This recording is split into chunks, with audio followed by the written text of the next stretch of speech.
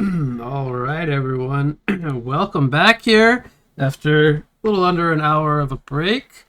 We are now back here with the US bracket here. And I have chosen to cover the match 2 match here in the US bracket. There are 2 games currently going on, so we're going to go with match 2 here. As we're in the single draft picking phase here, we'll go over the players here. We have the Unchained, Skito, and Maluma Baby versus Wolfang 18, Crow 25, and Docapo 007. Some cool names there between the players. Picks are almost finished here, so we'll give it a second here. We'll see what the 2 teams have to work with.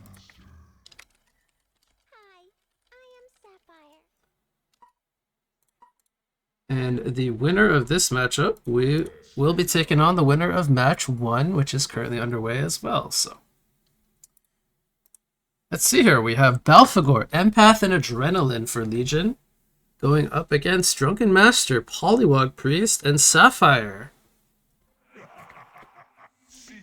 It's General Atrax makes his announcement here. Game number 1 underway here. Resuming coverage of the Grimm's Crossing 3 vs 3 tournament here. Happy to be back here with another series. So, Polywog Priest seems to be one of those hero picks that can be quite good in this format. Level 1 clash already happening at the Hellborn's portal here. Drunken Master, the lowest hero of the 3. Will he go down? There's the Golden Apple to heal him up. He is going to get himself the distance to safety with the stagger, and the Hellborn team is on full retreat mode. As Sapphire and Polywog also low, there's a wall from the Empath. Not enough damage for a Bloodless kill. Empath tanks a few tower hits, but ultimately this was a very good fight from Legion overall. They put every single Hellborn player low life, but weren't able to secure any kills, so no Bloodlust happening just yet. And it looks like actually the players will be going to the lanes with low HP and mana, but Hellborn has to all retreat back to the fountain, get their regen back up. So in a way, this kind of favors the Hellborn team just slightly. They're going to come back a little healthier to the lane. Okay, Morph come out here from Poly, some auto attack pressure. Top lane, we have a 1 vs 1 matchup of Drunken Master versus Balfagor. I think this is a little bit Drunken Master favored, give or take some levels of experience here, but Balfagor not too bad in 1 vs 1 melee matchup. Still think the edge goes to Drunken. 2 vs 2 bottom lane, Adrenaline and Empath versus Poly and Sapphire. I will say, I feel like the Adrenaline Empath lane quite strong, especially if they get a good wall from Empath against two ranged heroes. Putting them out of position could be quite devastating.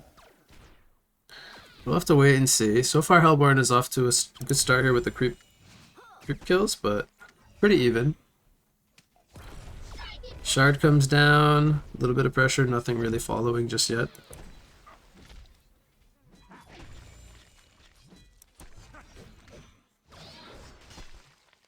We got that 2-minute rune about to spawn in about 25 seconds. Empath getting our way over the middle of the map. Polywog also coming over here.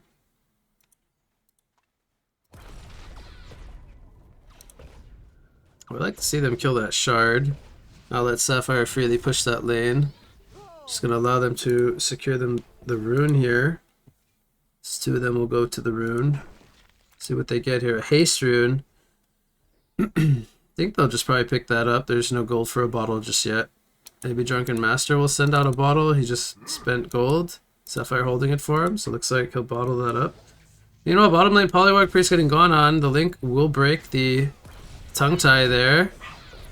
Will this be Bloodlust? Yes, it will. Empath takes him out with the final auto attack, so Poly stuck around 1 vs 2 a little too long. But here comes Haste the Drunken Master. Great wall from the Empath, though. Prevents the chase from happening, and Drunken will unfortunately pop that haste more or less for nothing. He'll go back up into the top lane. Start putting some pressure out onto the Balfagor. We have a 1-0 start here for our Legion side. Gold per minute chart's looking very good here so far for Legion.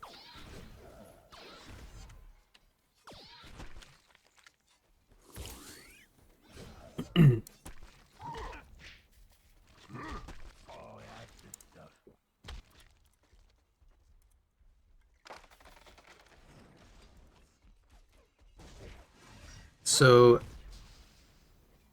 Polly is choosing to go for the disables here. See if he levels up his jolt at all, or if he just strictly goes for the disables.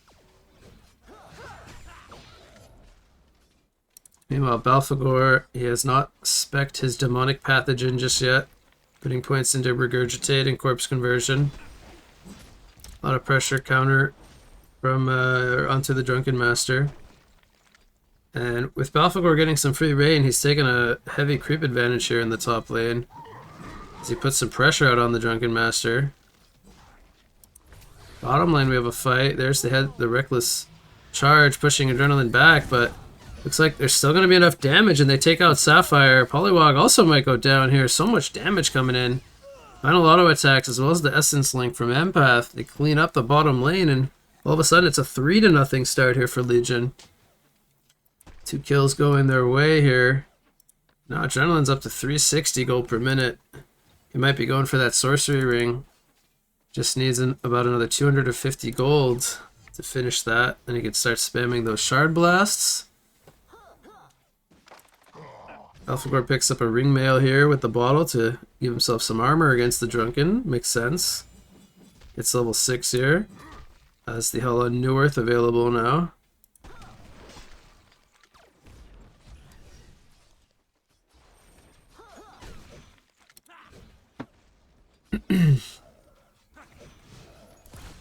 Let me see a shard come down. He's just going to push the creep wave. Double damage on the Balfagor. Already putting some tower pressure here. Now Drunken does have 3-point strike, but has to be careful going up against the DD Balfagor if he overcommits.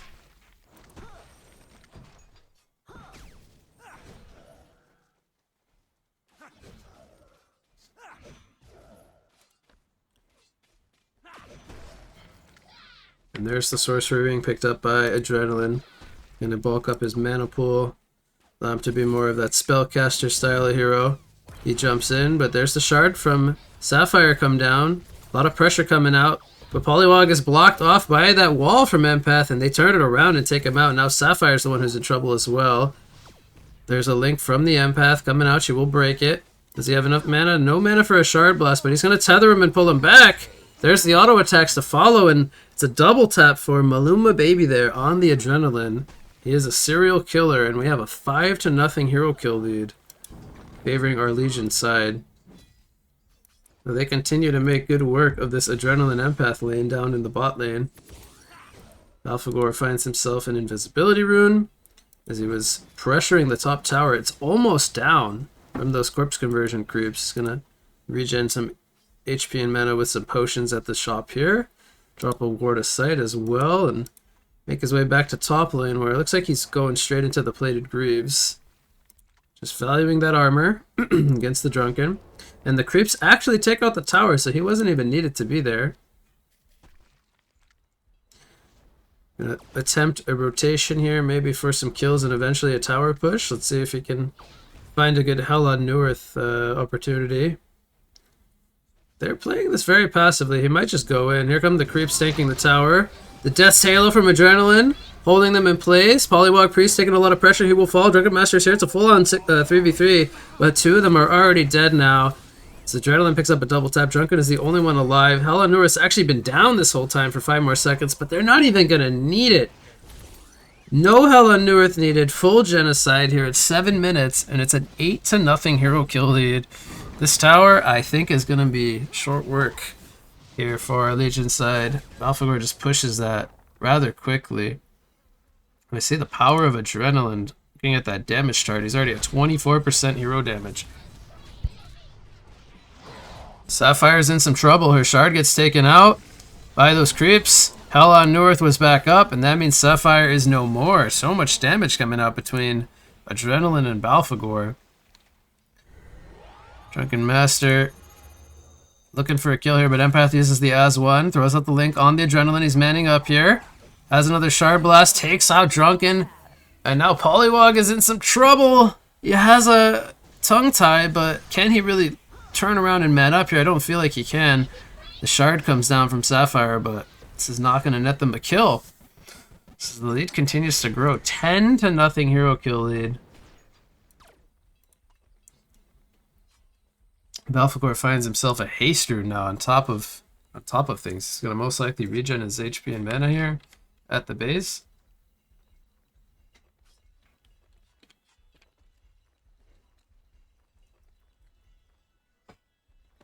And we have only a pair of bottles from Sapphire and Drunken Master, so no build-up items just yet. The Essence Link breaks the tongue tie. Shard is down in the Death's Halo, but Sapphire is in trouble. She can't really afford to man up here. Adrenaline also forced to fall back, trading Harass. Now we have a Essence Link on the Poliwag Priest. Has a wall ready to go if he wants to try to block him off. Unfortunately, not blocking the path, but it is doing some damage there to Sapphire. Quick shield keeping her alive for now. Empath baiting this. Drunken Master buying time for Adrenaline. She's trying to go for some counter kills. They're so low, but not able to secure any kills here. And actually, when it's all said and done, everybody survives. Meanwhile, top lane, Belphegor just doing his thing, pushing the tower, getting it to about half life here, and forced to fall back.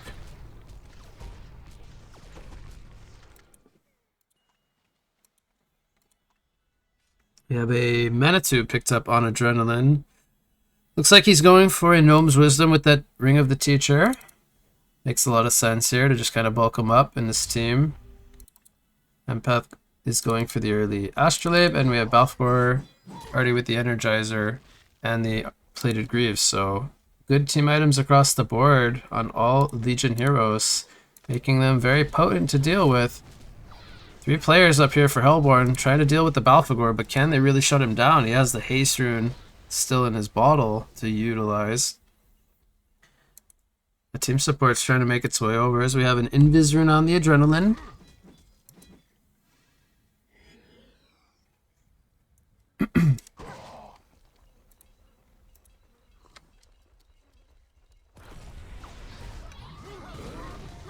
Death's Halo is down. There's the Hell on New Earth coming out. It takes out everyone. So much damage coming in between the Adrenaline and the Belphegor. Nifty combo there with the Death's Halo catching them all, and the tower will fall. And I gotta say, there's just too much firepower here coming in from the Legion side. The gold meter here at the top is almost fully green. That's never a good sign. I don't know if there's going to be any tank in the gas here for a comeback from Hellborn. This might just be a quick game number 1. Poliwag getting dove here.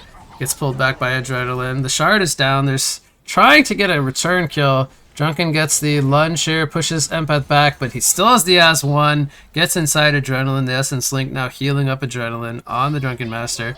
We'll see if he looks to turn this around. He has the Sorcery Boots available. Could look to start turning with the Shard Blasts. But that will do it. They'll just fall back and heal. They got that melee racks here at 11 minutes. And the trio all above 400 GPM.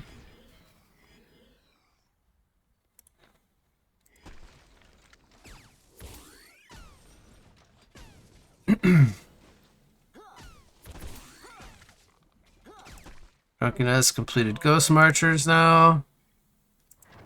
But not a whole lot of good signs for Hellborn, unfortunately. Adrenaline even upgrades his power supply into Sackstone, so he has more or less 3 build-up items now. Belphegor, I think, picked up Vestments as of late. And Empath has completed her Astrolabe, so they're all very durable. They're going to make their way down to the bottom lane. Try to finish this remaining base tower. The side of the tier 3.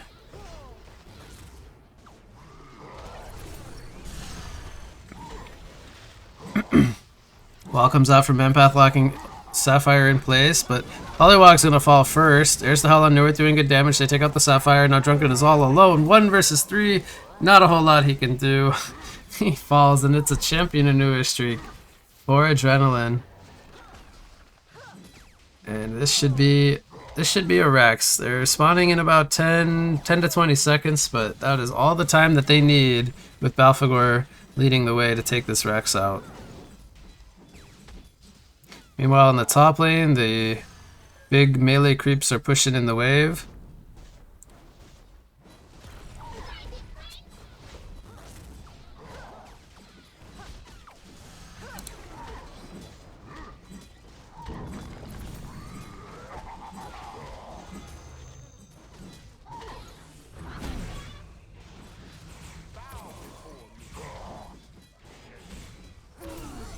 They are getting some more kills here, as only Sapphire is alive. The last tower is being worked on here.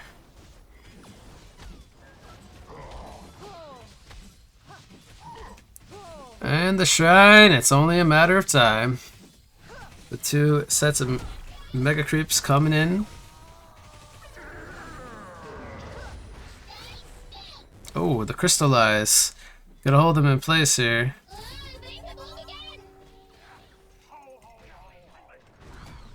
Can they get a kill here before the game ends? They're chasing this empath. Oh, they got him! Pollywog did everything he could to hold the creeps in the base while this was going on. And now I think the onslaught from the creeps will just be too much fighting power. And that'll do it. A 19-3 hero kill. Score. We'll secure this one here as our Legion side takes game number 1, very dominating fashion. And that will move us into a second game here. Very well done here from our Legion team. But final thoughts is that very good start in laning phase. They got a couple double kills in the bottom lane. They got those team items very quickly, and from there it was history. No looking back, only moving forward. Too hard to deal with, and the Hellborn team could not get out of that hole that they dug themselves into.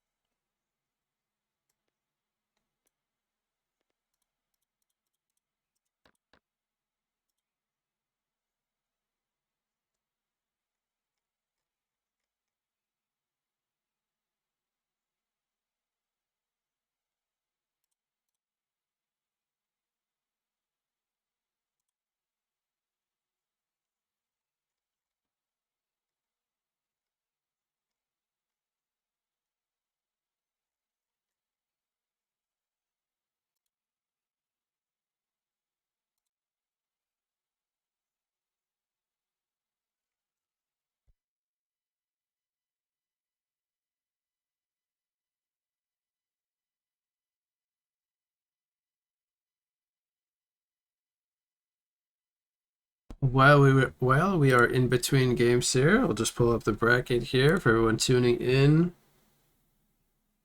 Here is a look at our US bracket for teams. So 3 series in total, 2 in the first round, then a final, and of course a bronze match to determine the 3rd place team. And let's see here, the winner of this first place will get $210 to their team. Second place, 105. Third place, 75. And there will be no prize, unfortunately, for 4th place, other than some good old Han fun.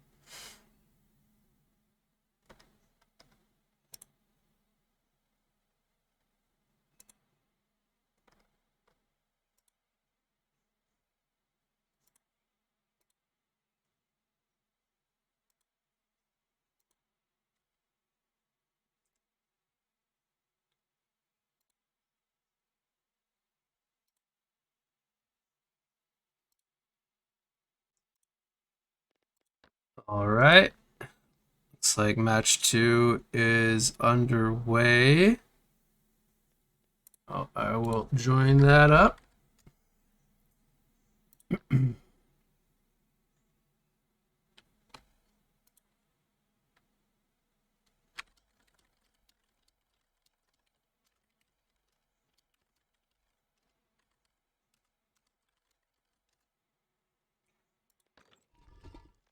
Let's relog here.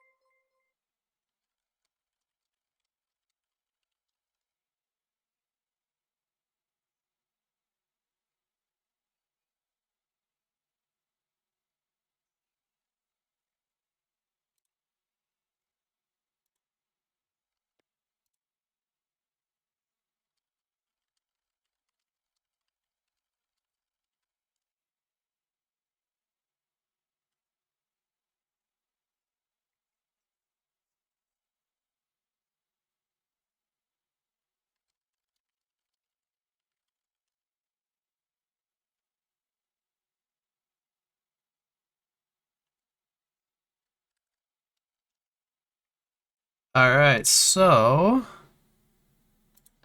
we're gonna check out the other series here, which is the upper side of the bracket between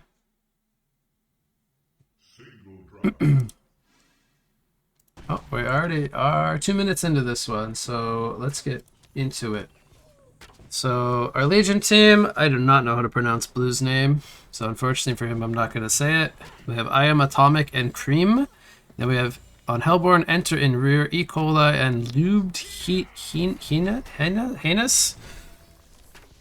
Having a little trouble with some of these names, but the Bloodlust just came out, so we did catch it. Zemplar gets bloodlusted by Voodoo Jester. They trade for the Voodoo Jester kill, and now Forsaken Archer gets taken out by Blacksmith, so it ends up being a 2-for-1 engagement there. And we'll go over the hero picks here. We have Zemplar, Scrap, and Blacksmith versus Voodoo Jester, Pharaoh, and Forsaken Archer. And it looks like we have a Scrap versus Pharaoh matchup in the top lane, which I think should be Scrap favored. Scrap's a very strong 1-versus-1 hero, especially up against the Pharaoh. And then we have Zemplar Blacksmith against Forsaken Voodoo Jester. I feel like the range throw should be a little stronger, but we'll have to see here. The Bloodlust did go out in favor of Hellborn, as Voodoo Jester did get that kill. Take a look at the creep stats. Scrap 27-0 against 17-1 Pharaoh, and then they're not really farming too well down in bottom lane on Legion. The FA has 21 last hits, so they're doing pretty good in terms of the creep farm.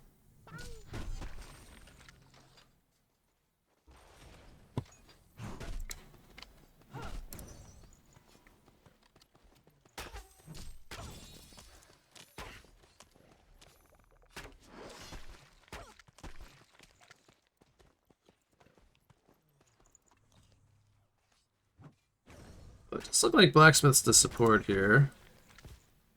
which I think makes sense. Giving the farm to the Zemplar.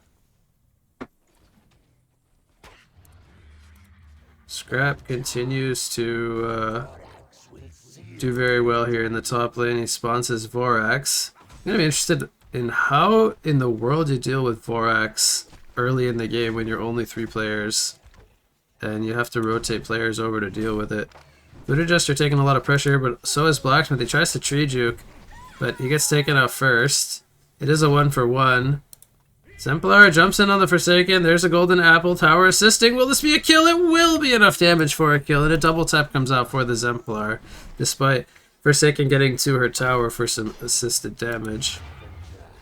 Vorax falls, but they take out the tower in the top lane with just scrapping his Vorax, so that's a very early tower here at 5.5 minutes.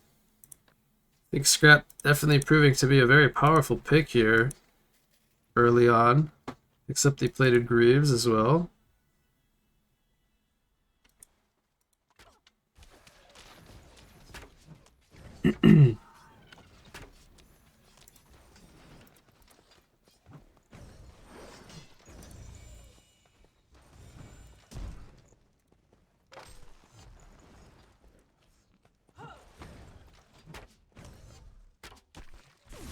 Pharaoh uses his Wrath of the Pharaoh here on the Blacksmith. This should be a kill with 3 players holding him down. Curse Ground as well. They take him out. I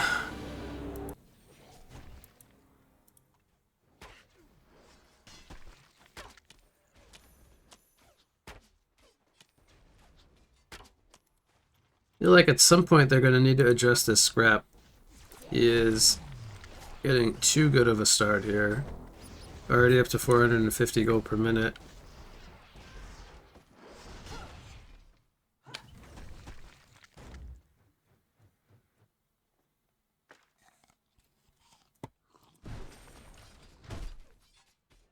Zemplar has level 6 now, so he has his Schism ultimate, which spawns a clone of himself.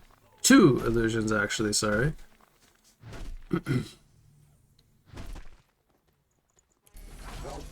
You're gonna go for the scrap kill here, all 3 players. He's going for the turn kill on the Pharaoh, he does get it. But Blacksmith is here, and they get 2 kills before Scrap does end up falling onto the Voodoo Jester as well. So Blacksmith gets there just in time to get a return kill onto, or a secondary kill onto the Voodoo Jester. That lead grows for Legion.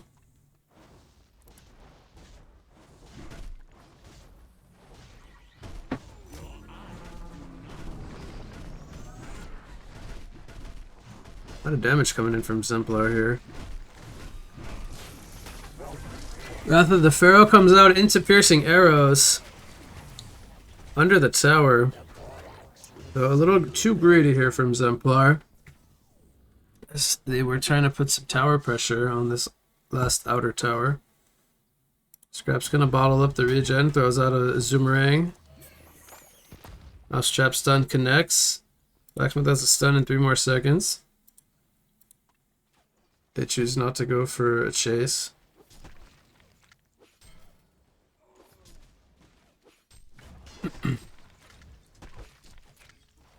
Looks like we have the Vorax in the bottom lane putting a little bit of pressure on the tower. It gets the base tower to about 2/3 life.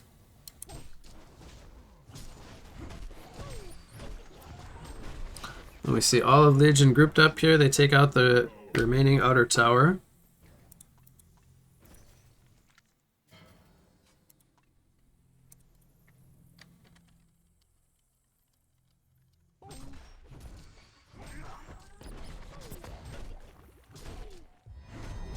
General 8-tracks being attempted here by the Legion side. They are going to take him out rather easily. They avoid all his spells. Bananas gets picked up by Zemplar.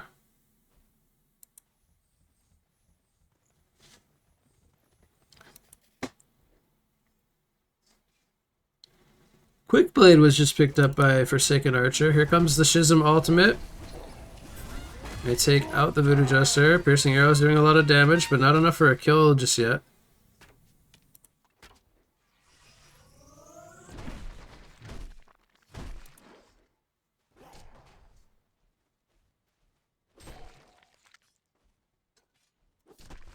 Scrap is already 500 gold per minute. Has a sackstone. Finished with the plated greaves.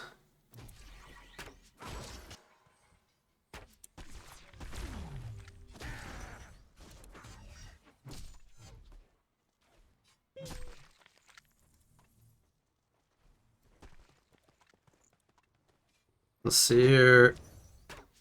Hope I'm gonna get a nice counter ward there. I'm bringing all 3 players down here to try to get some kills, but can't find the opening. Hasted Scrap coming in.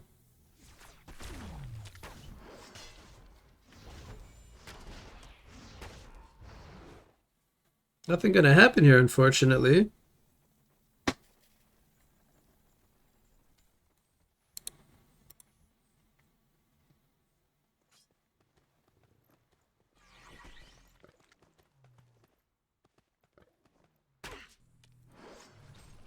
We have vestments picked up on the Zemplar. I think Blacksmith is about to finish a sorcery boots. I think he's gonna go for the upgrade here. Yep, there's the pickle brain component, so he will buy that. Wrath of the Pharaoh catches Scrap. He's all by himself. He's holding his ground. Can he survive? Bottle sips and the... Is it Scavenge? Yeah, the Scavenge healing him. But he's gonna get cursed grounded here by Voodoo Jester. Goes for a return kill. Oh, this is so close, but not enough. Needed about 2 more auto attacks to take out the Voodoo Jester. Meanwhile, Vorax has been dealing damage at the base. Almost gets the base tower down. Blacksmith throws out a flaming hammer. And he does get the kill. I think he tried to deny him, but missed. Could be wrong about that, but either way, he ends up falling. And meanwhile, bottom lane, Zemplar takes out the base tower. Now he's working on the Rex with his ultimate up.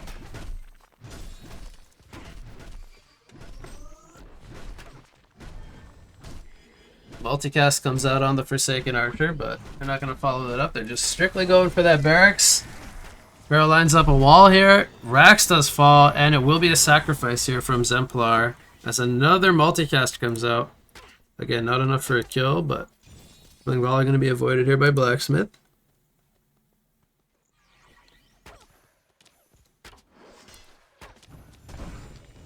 Oh, look at that multicast damage. Sagan is so close to dying. Deny comes out from Pharaoh on the tower here, defending the Rex. Scrap with the Mystic Rune. Throws out a lot of pressure here onto the Voodoo Jester. He's going for the kill, but he's curse grounded. He is going to fall here. He's just trying to man up and get the kill. He's not going to get it, though. Oh, more or less dying for building damage here on both lanes. They're still in a pretty comfortable position. Templar picks up a Shaman's Headdress as well.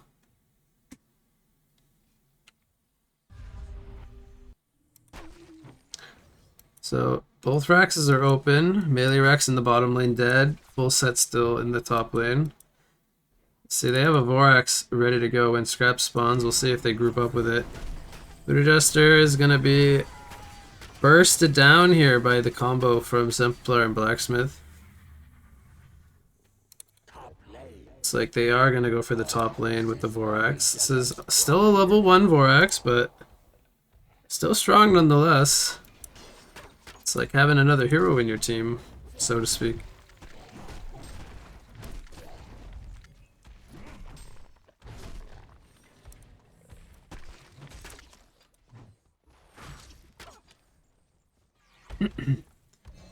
Alright, so Hellborn, they gotta make a hold here. Mousetrap is down as well, on top of Scrap. Vorax goes for the ranged Rax.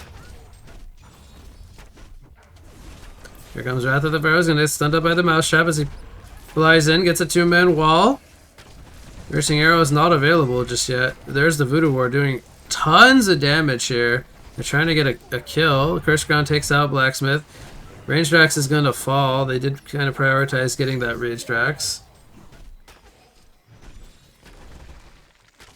Nobody has fallen here yet for Hellborn. But the big picture is they did lose their Ranged Rax. So now one of the two Rex is on each side of the map falling here.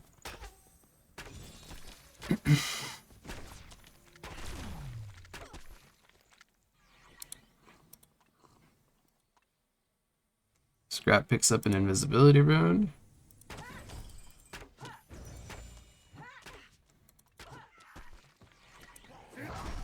They're attempting General Atrax number 2. Wow, a lot of damage comes out onto Scrap. Half his life.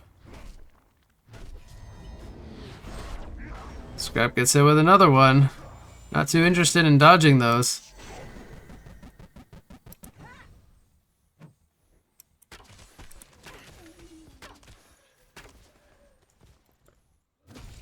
Pharaoh hits level 11 here as he jungles that easy camp. Forsaken does have a Nullfire Blade finished. She at least has a damage assistant tool.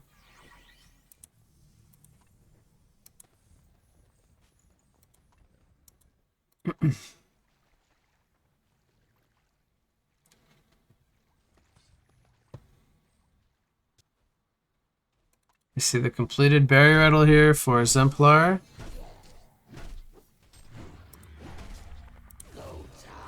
Wrath of the Pharaoh catches Exemplar. There's the barrier rattle down. He jumps in on the Forsaken with the wall. And is still holding his ground. Forsaken is going to fall. Pharaoh is going to fall here. The range track's almost falling as well. And the GGs are called. It looks like the concede boat will come through, and our Legion side will take. This was game number 2 of their series here. So 2-0 here. They will move on to the final here. And let's see, they await the winner of the match number 2, which I believe is currently still in progress.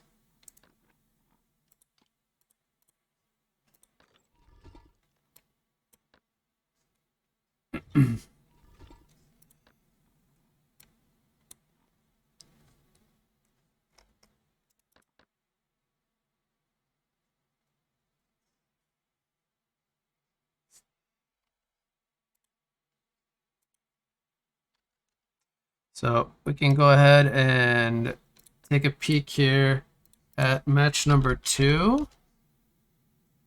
Let's see if we can get into the game.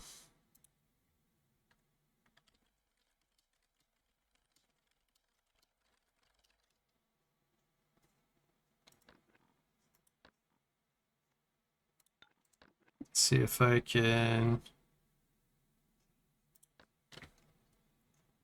join this way.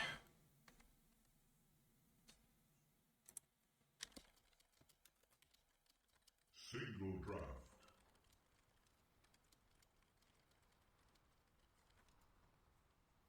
Genocide. Oh, wait. We have just seen a genocide. So we have an 11-2 score here. Another Scrap big. It seems to me like Scrap is a very good hero for this match, or for this format. A Monkey King and Electrician versus Madman, Nymphora, Bramble. I do feel like Hellborn's picks are not too bad as well. But some base pressure coming in top lane.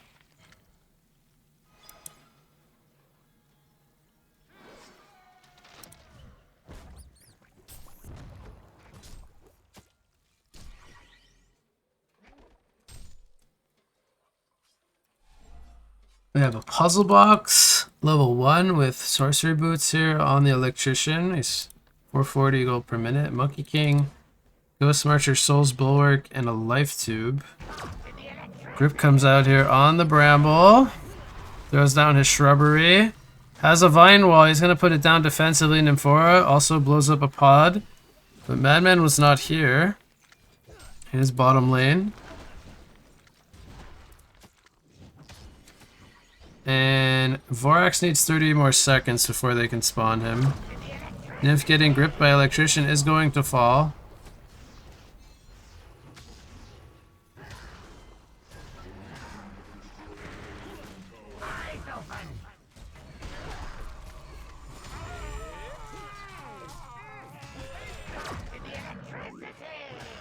Have a grip here on the Madman. He's trying to get the return kill on Electrician, but not able to finish him off. They do get the scrap kill at least. But the ranged axe are going to fall.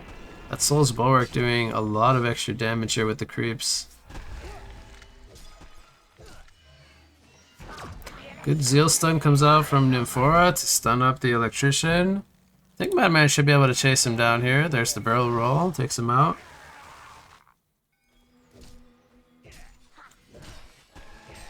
Monkey King, he's hasted, he wants this Nymphora. A lot of damage coming in from Monkey King. Takes out the support. Roll comes out, he's going to use the stock. Here comes Bramble with the Spore Breath. It stuns up the Monkey King, but no Vine Wall for 30 seconds. Monkey King now level 12. Not really too afraid.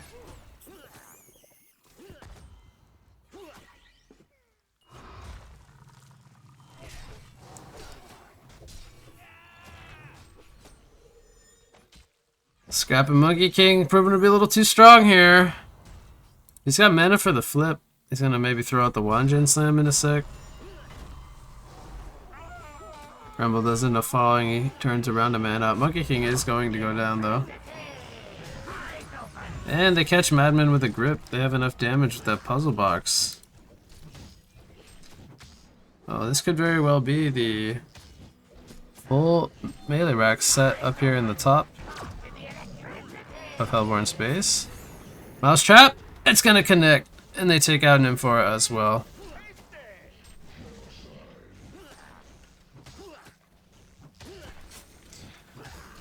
So Bramble spawns in 3 seconds. I think we might just see them fall back here.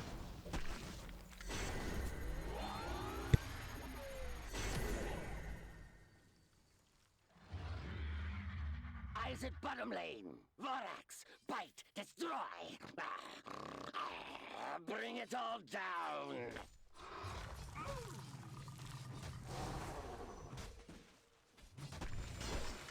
So it is 18-5. 10,000 gold lead and 6,000 experience lead for Legion.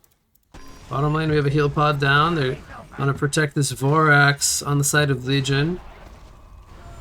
Nymphora gets caught, flipped back in by the Monkey King. Madman trying to do what he can, but this is just a more or less unstoppable force here. They got the barrier idol on Monkey King, the Vorax leading the way.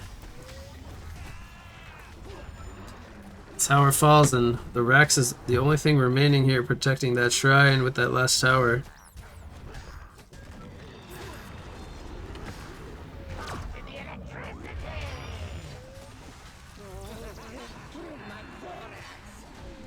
Vine Wall goes down. Pushes Scrap on the backside. Madman very low on life. I don't think he can man up here. Bramble getting focused down by the grip.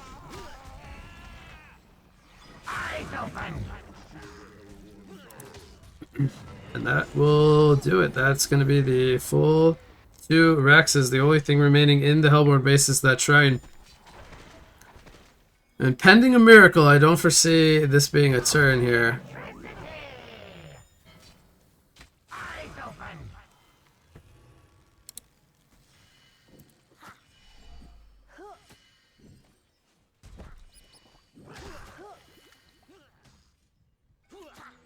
Rebels up in 5 seconds, but no Vine Wall.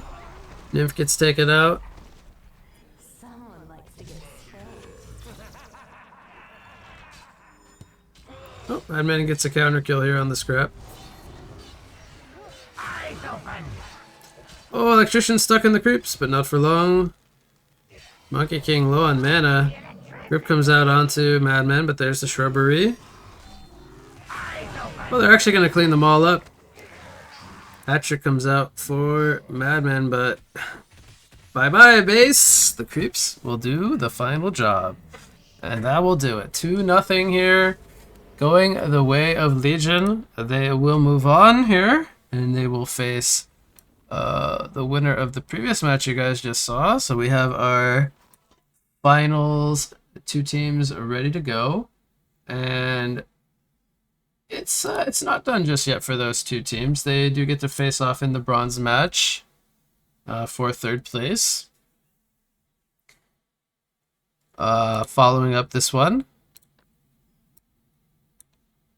So still have hopes of making that third place spot.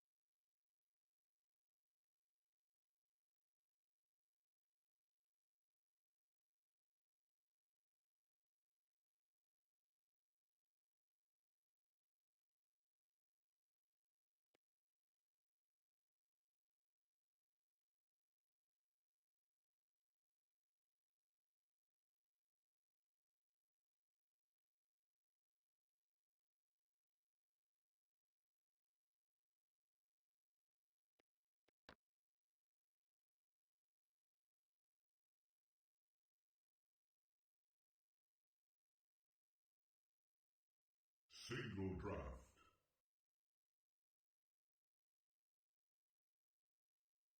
All right, welcome back from the break here. We now have the final of the U.S.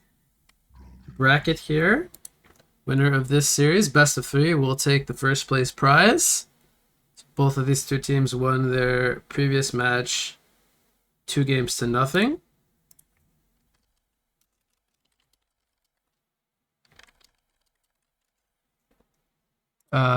So this one should be a pretty good one, I would say. I think these two teams are fairly evenly matched.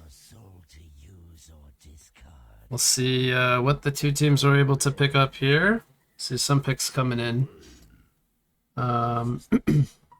already as the countdown is about to finish. Let's see what we got to work with here. Our Legion side has Flux, Sapphire, and Drunken Master. And then our Hellborn team has Shadowblade, Ichor, and Tundra. Okay. So, some pretty tanky lineups, I would say, on both sides.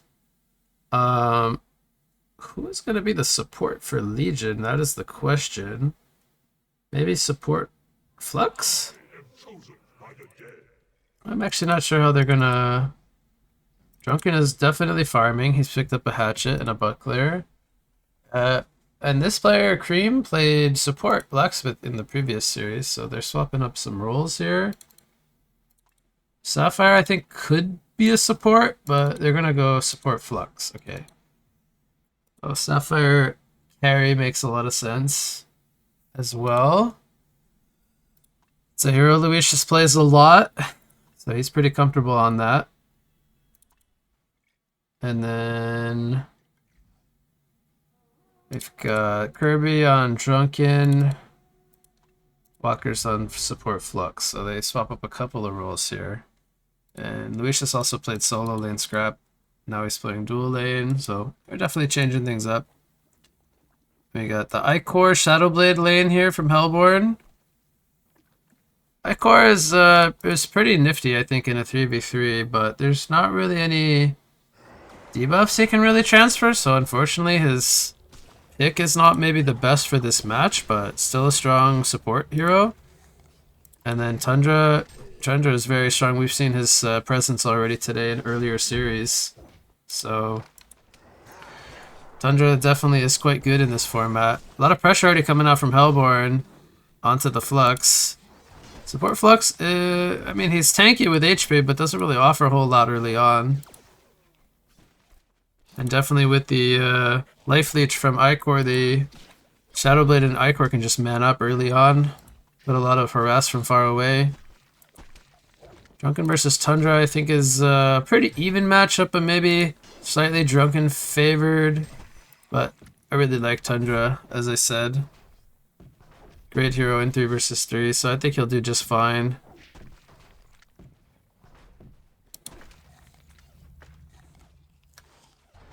Sapphire is only 2-1 in creep score, 5-1 on the Shadowblade already.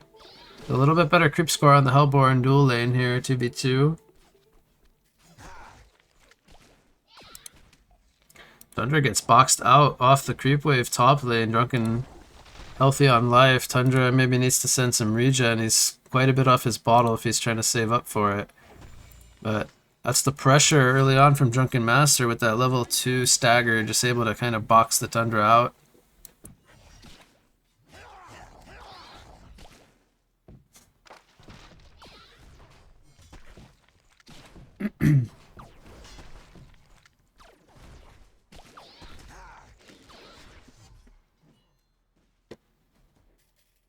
See, Soul Screaming picked up by Sapphire.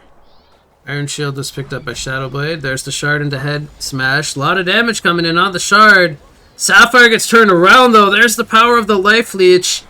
This could be a double tap. Maybe. No, not enough room to chase there.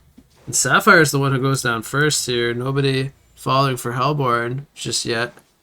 And that's a good start here from our Hellborn team. Shadowblade, I believe, got the Bloodlust kill. It's gonna give him gold for his next item tier if he wants to pick up Marchers maybe, or just build into more stats, or sustain. He has that option. Puts 2 points into the Soul Sight, so going for the longer stun duration.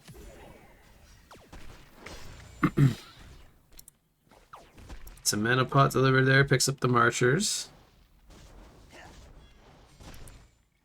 Top lane, what are we doing on creep score? 12 and 7 against 11 and 3. So despite him, despite the Tundra being forced back early on, the creep score is relatively even. I think he just got the bottle delivered. Drunken went for Iron Shield, still has his laning phase build up consumables. See him manning up here on the Tundra. Big right click pressure coming in. Bottom lane Flux could go down here. He's manning up. Throws out a slow, but Sapphire, she has her spells, but she's not really feeling comfortable to go in there. Was very low on life. He had a health potion being delivered, and that's probably why he chose not to go in. So 2-0 lead here for Hellborn. Shadowblade picks up another kill. He's 2-0. 420 gold per minute.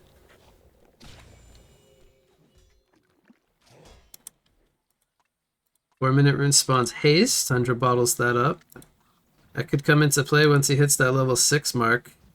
He's just hit level 5 not that long ago. And Drunken is about halfway to level 6, so he is a little higher in XPM. So you can see here on the chart. Top of the damage chart though is Icor, 26%. Doing a lot of pressure early on in this early laning phase stage.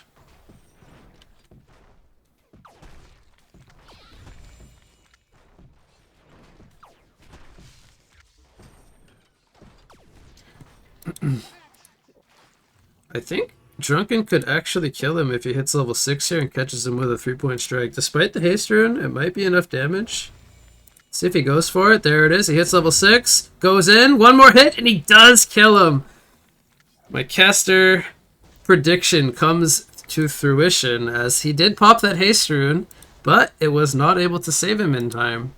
So he will not have that when he respawns. Just so much damage coming out from the Drunken Master there as he hits that level 6 and has that ultimate.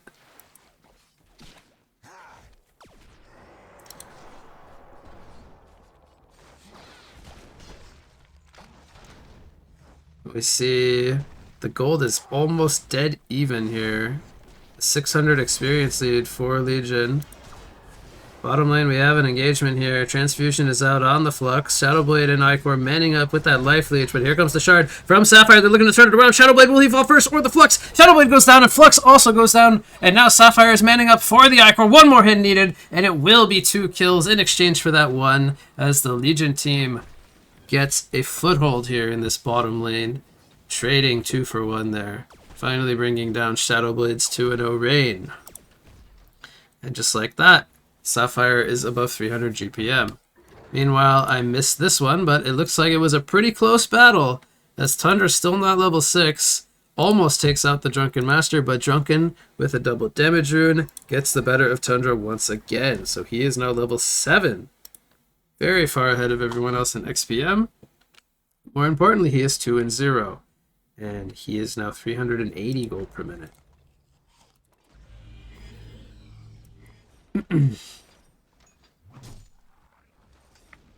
So we have Tundra hitting level 6 here. See if he can woo the damage from Drunken Master. Avalanche comes out, but he is in so much trouble. Look at that damage coming in from the 3-point strike. Tundra almost falls. He's going to maybe have to start thinking about investing in some armor. Meanwhile, bottom lane, the slows are kicking in on the Sapphire. He goes in with a reckless charge to turn it around, but he is still running away. Flux manning up as the support here. Sapphire with the shield. He's trying to turn it around. He does put some auto attacks in, but he does fall, and Shadowblade survives on under 50 life. Drunken Master is here. Decides to turn his attention onto the Icor. Just needs to get his sight up. Oh, a good heads up jump to the creeps there with the transfusion.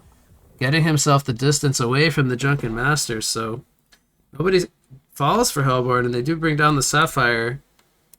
Very nice escape there from both the Shadowblade and the Icor.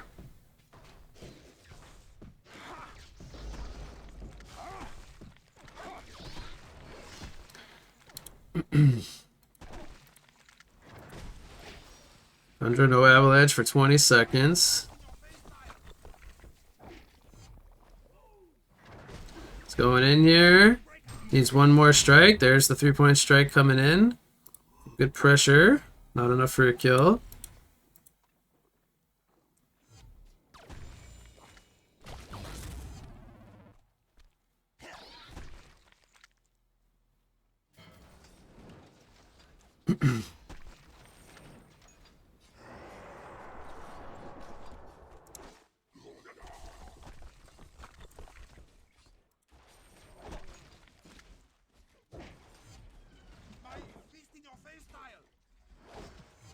We have a Bracer picked up on the flex. Maybe he'll look to build into Astrolabe. Just kind of bulking up.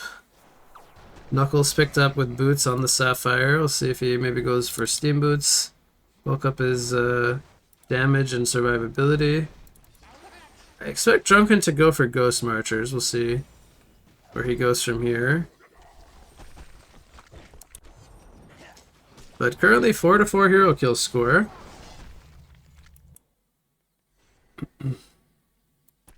We have 3 players down here in bottom lane. Tundra trying to get in range for an avalanche. They want to go for, I think, the Sapphire here. They shouldn't see him. Here he comes. There's the avalanche. They have the damage here. Sapphire gets completely bursted down. Flux not level 6, so not able to pull them back into the tower. Needs a little bit more experience, but Drunken is here. Goes in, doesn't get the 3-point strike to land, but either way they are outnumbered here. Here comes level 6 from the Flux. But I don't think they're going to use the ultimate here. They don't have enough firepower without Sapphire.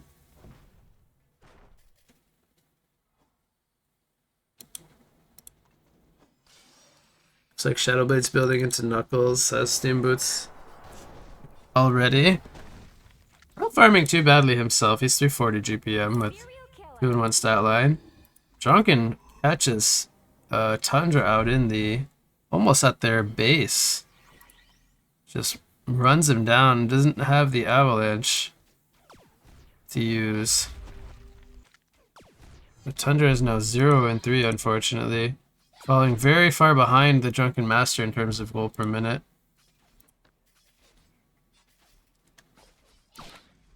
Oh, I think Drunken Master just needs to get tanky now. Bulk up here. Just be kind of this wall of HP that outputs a lot of damage naturally with his spells. Maybe go into like a helm or something. We'll see what he goes for, but he has the double damage. When he gets avalanched in the tower and still just kind of sits there and soaks the damage. Feeling very confident here while the avalanche is down.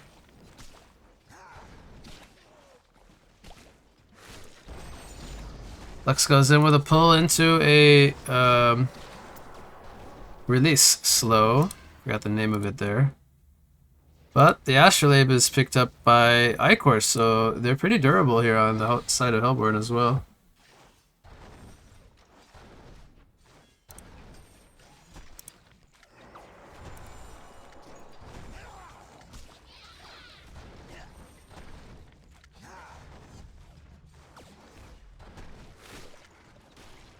Life Leech comes out on the Flux, but no follow-up. They do have to be careful not to get pulled into the tower with maybe a TP from Drunken Master assisting.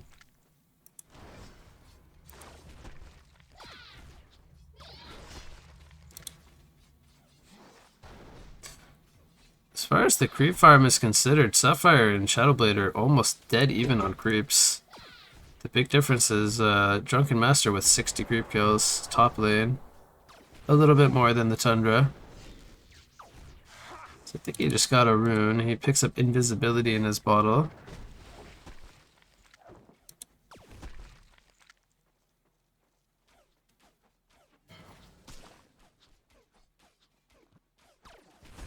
Here comes a jump from Icor. Flux pulls him in, but this is not really going to do a whole lot. And just too much damage. Sapphire not able to really save the Flux there. They just go for Steam Boots, as I predicted on the Sapphire. I'm wondering if he'll go for the Shroud or not. He might opt to skip the Shroud, but I'm not sure if there's something that's better in its place. directly.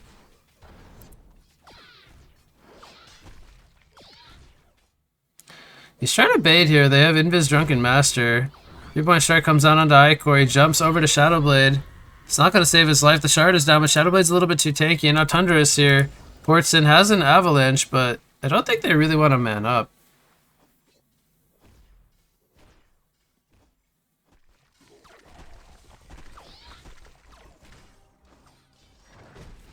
Drunken's feeling a little confident here. Kind of wanted to dive, but decided it would have been a little bit too greedy.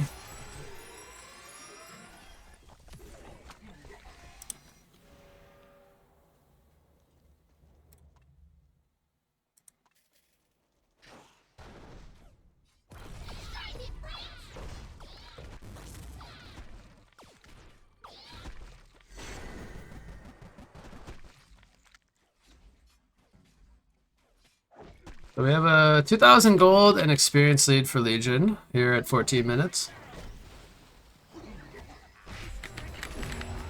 Big dive coming in from Drunken. No Avalanche comes out. He forces a TP as well.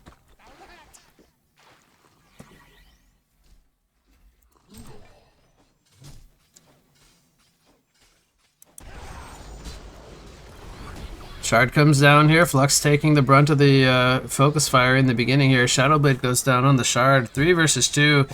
Drunken Master has the Soul's Bulwark picked up. Actually, I like that pickup better than what I suggested. It's doing a lot of damage here. And Sapphire actually gets credit for the double tap.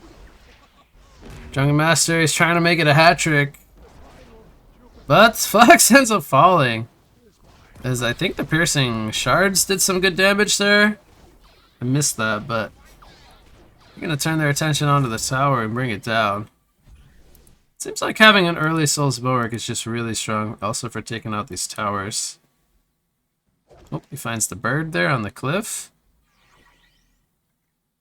Takes out the bird.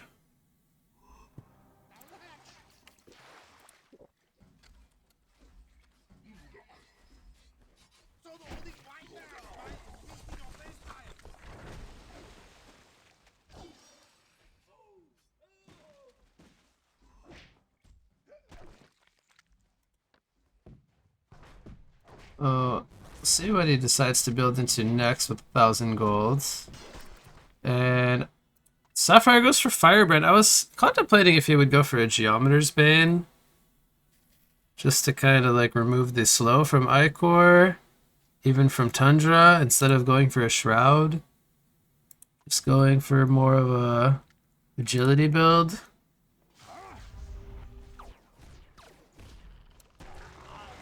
Oh, they bring down the Drunken Master. This is his first death, and I missed it. It required all 3 players in an avalanche, but I think it was necessary.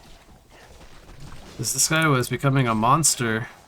Now they're going to take out a tower uncontested here. They do use the glyph, but meanwhile, they're content with putting some pressure down at the bottom half of the map. Quartz are coming back. For Shadowblade. This tower is almost dead. Meanwhile, Tundra puts some tower on the Legion base. Oh. Tower is taking pressure all over the place last minute or so.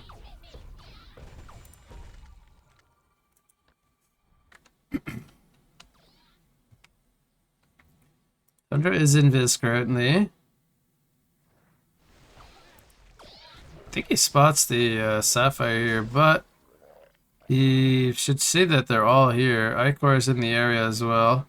They're looking to counter the ward. Jumps in on the Flux. They don't want to use the Avalanche there on the Flux, I believe. Defensive... what's it called? The Discharge. Defensive Discharge, but not going to save his life. I believe Drunken was just respawning, so they were not able to take that fight, per se.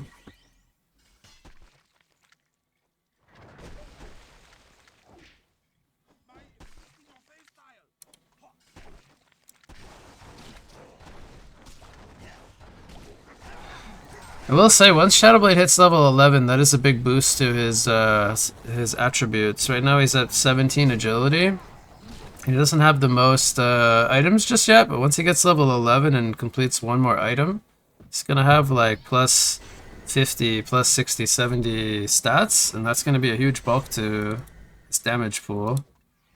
So he gets the Nullfire Blade now. He could re-ult himself, maybe go to the base, drop the Faint's Siphon on top, and then ult himself. It'll probably bump him up to like maybe 30. Alright, goes to 22. Not quite, but once he gets to level 2 ultimate, he's going to get a lot more stats.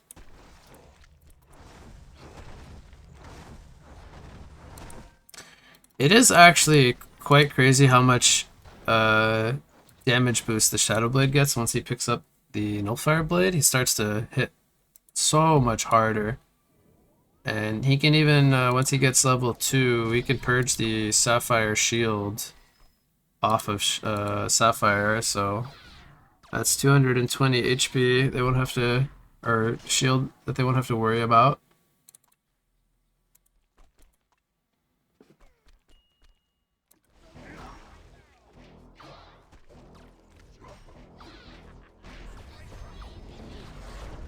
General Atrax being done here by Legion. Drunken Master taking a lot of damage, but he had DD, so they're going to clean him up. Bananas go to Drunken. Picks up a Mighty Blade. I'm a bit surprised by the Mighty Blade pickup. I don't feel like he necessarily needs a Shrunken Head. Ooh. I think he was spotted, but maybe they decided not to go for him. Puzzle Box picked up on the Tundra. I gotta say, I kind of like the Puzzle Box pickup. Gives him a damage boost.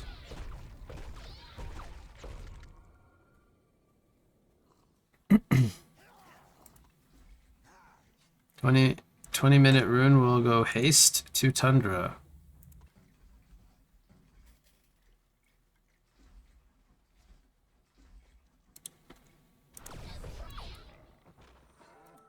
Oh, now Shadow Blade's level 11. He's got 39 agility currently. So he hits for 200 with a Nullfire Blade level 1. Some good damage assistance.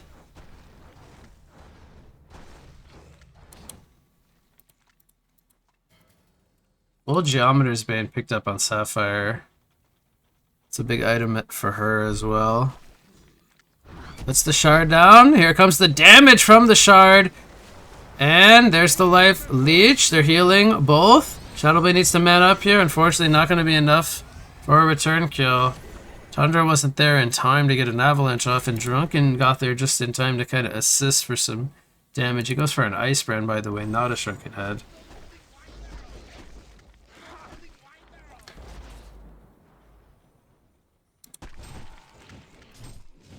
Thunder decides to use his puzzle box top and try to put some pressure. He does use the avalanche here.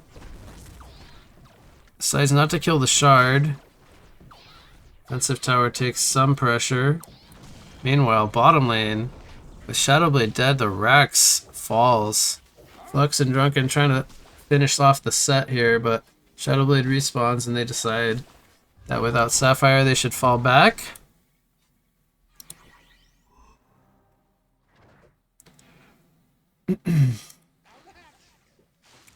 22-minute rune is going to be spawning here shortly. Smoked up Tundra. No avalanche though for 34 seconds. Double damage rune. Oh boy. That is scary. Give that to Sapphire or Drunken Master and I'm not too happy about that if I'm Hellborn.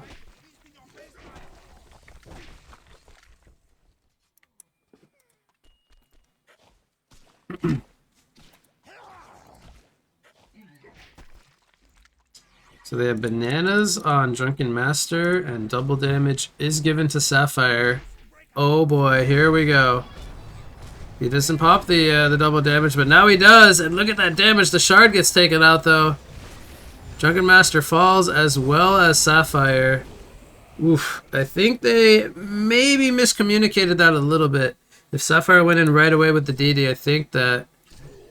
Or he might have even removed the DD with the Illusion Rune.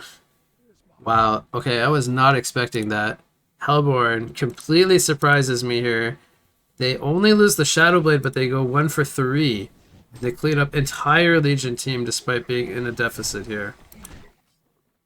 Very, very big team fight from them. That's going to give Tundra enough gold for his Puzzle Box 3, which is going to bump up his damage even more. Tundra's going to take out this tower. Buyback happens from Drunken. Wants to prevent this melee Rex from falling. Sapphire respawns as well. Lux will be the last one to respawn.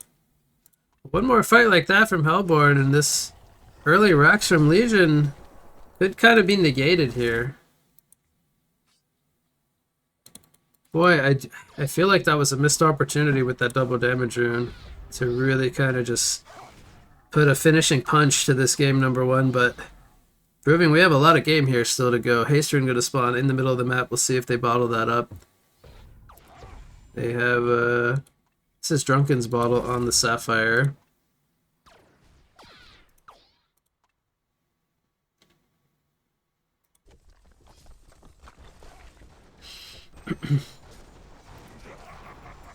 Shadowblade currently has Nullfire 3.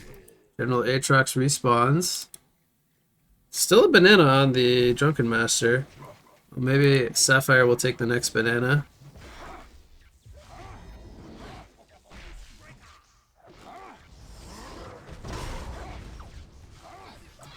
They should be able to do this pretty quickly. There's a second banana, so both the Drunken and the Sapphire have bananas now.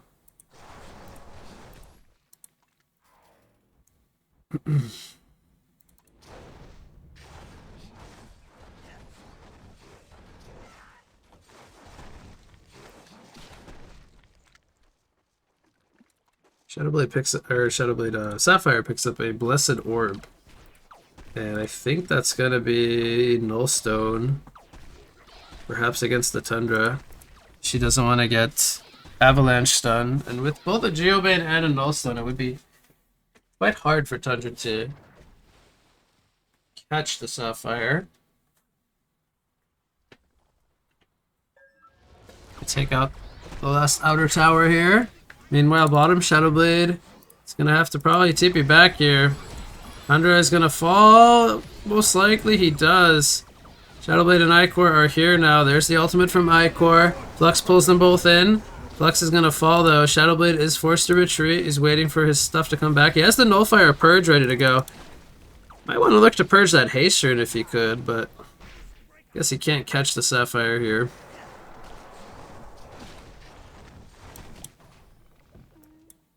So it is a 1-for-1 exchange of Tundra for Flux.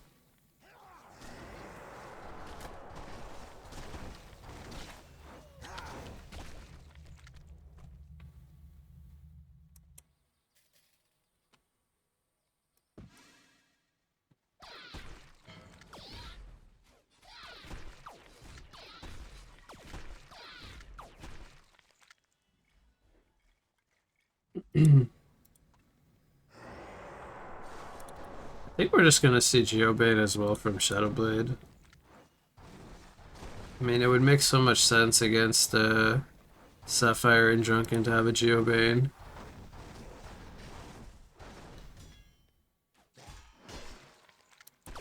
Up lane, Tundra's in some trouble. Can he get the avalanche off? He isn't able to. And Icor also falls. That's two really big pickoffs. Shadowblade is the only one with buyback, but he's alive. And now he's all alone, 1 versus 3. That is so much damage on the Sapphire. Oh my god, with the Illusion Rune and the Geometer's Bane. Looks like that one fight is gonna do it, actually. Hellborn team concedes, and our Legion side will take game number 1.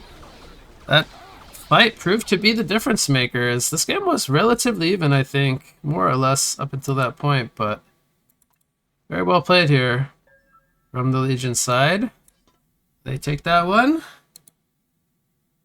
Proving to be a pretty good matchup here between these two teams, but this is a best of 3, so we will have at least one more game. Possibly even a game 3 if we can see a comeback here in game number 2.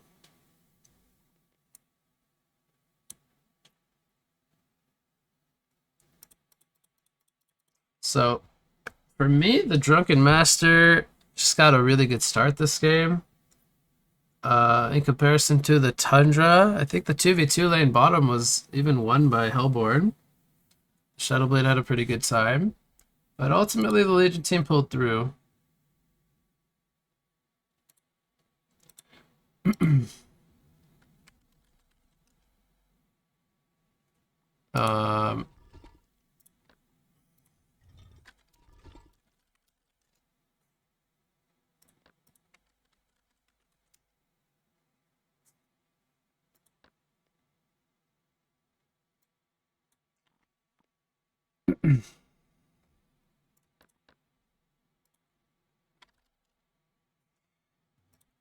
So here we are just about underway here with game 2, so hang tight everyone.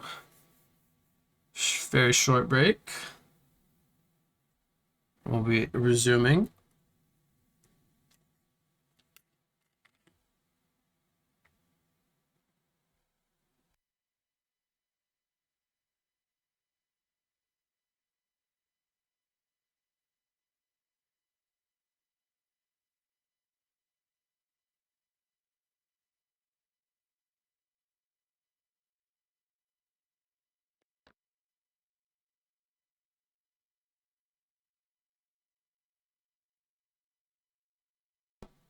All right, we are connecting to game 2, and we are in.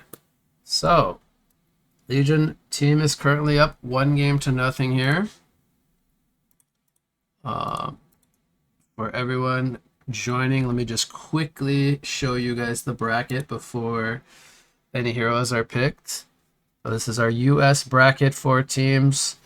We are in match 3 here, as you can see on the sheet. Make this a little bit bigger really quickly. These are the two teams going at it, and the team up at the top here is currently leading 1-0. And then down below we have the bronze match, which will which is also taking place, I believe, simultaneously. So that is an update there for you guys. And now back to this one. We have the picks completed. So we have Rally, Aluna, and Arachna going to be the trio for Legion. And then on Hellborn, we have Balfagor, Icor, and Gemini. So this will be the second time they have the Icor. To be honest, the Icor did quite good, I would say, in the last game. Definitely showed some promise. We see all 3 Hellborn players use that teleport over to the Legion side of the map. If anyone kind of pokes their head out a little too far, we could maybe see a Bloodlust here before the creep spawn. Oh, Aluna? Did she get spotted out? Can Icor get in range for a slow? It does not look like it, unfortunately. So, no Bloodlust kill happening just yet.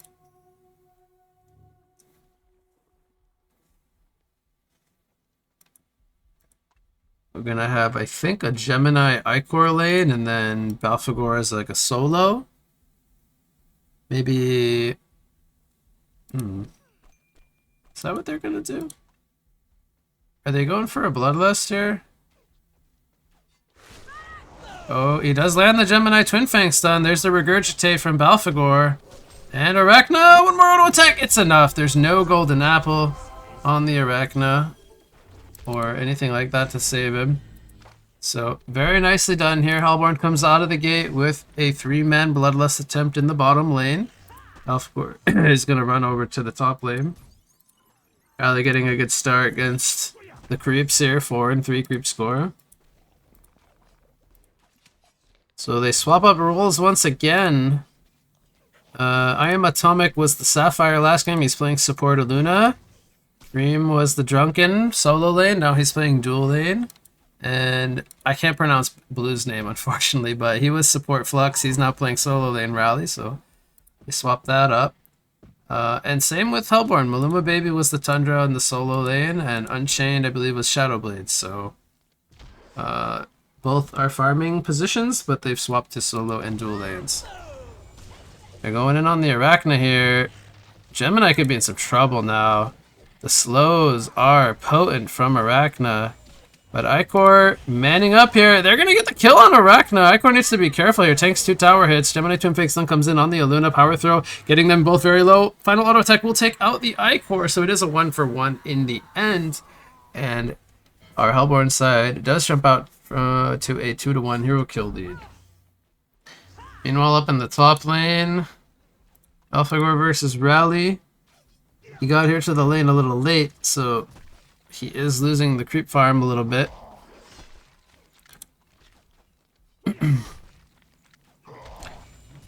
Rally hits for 72 compared to the 63 of AlphaGore.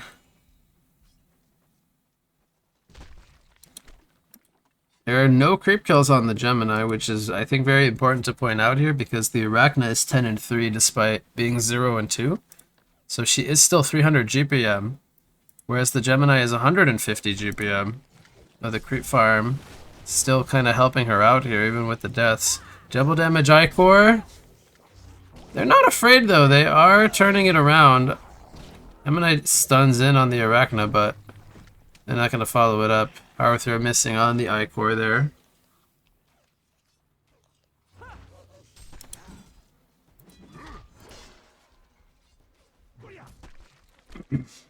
Top lane, Rally still winning in creep farm over the AlphaGore for reasons mentioned. Gemini picks up an Iron Shield, which should help with some of that harassment from the Arachna.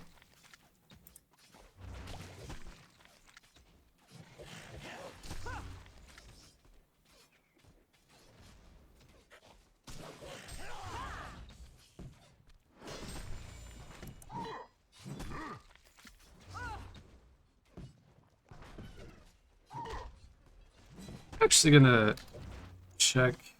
So they are playing on an American server. Both these teams, I believe, are Latin teams. Arachna getting pressured here. Icor manning up. The transfusion link will be broken. They might turn this one around now with the slows.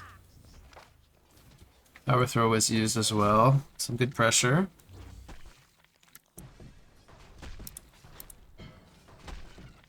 Wow, okay, AlphaGore is actually taking the creep lead in the top lane. This was once a Rally favored lane by about 6 or 7 creeps. And, well, okay, Rally just got a couple in his tower, so he's once again in the lead by 3 only, though. Both level 5.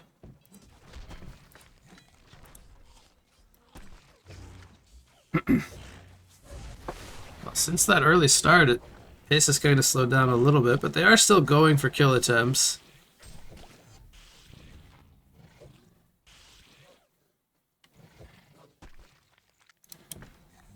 Rally's level 6 here.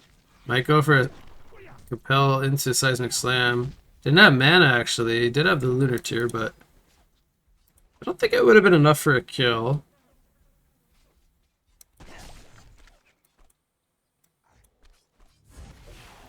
Icor jumps in on the Aluna. Twin Fang stun gets avoided as he does use the Deja Vu to get the distance away. Ooh. The Life Leech almost takes out Aluna, but he uses the apple there. Arachna with the slows. Trying to chase. Doesn't have Marchers, though. Arachna's going to want those Marchers sooner than later. So she can really punish these extensions from Hellborn.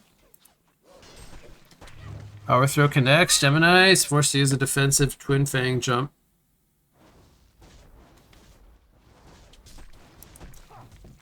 Riley stuns in top lane, but not enough pressure.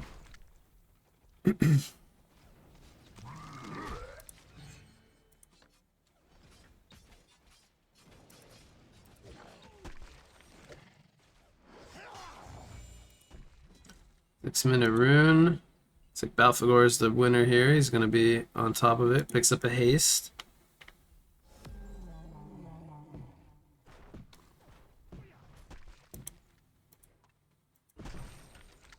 Ghost Marcher's on the rally.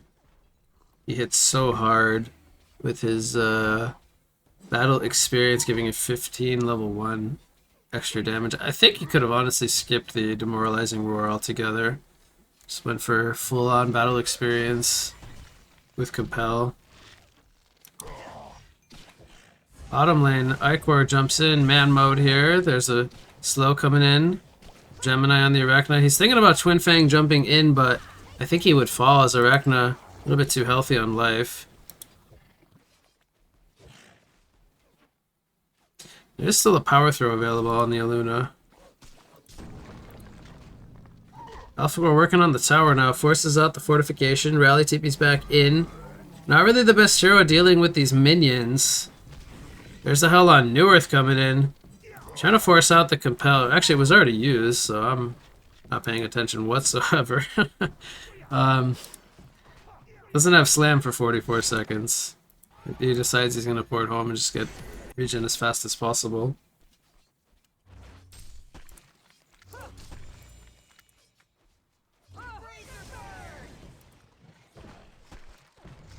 Well, both Arachna and Gemini are going to love when they hit level 6 to kind of amp up their power.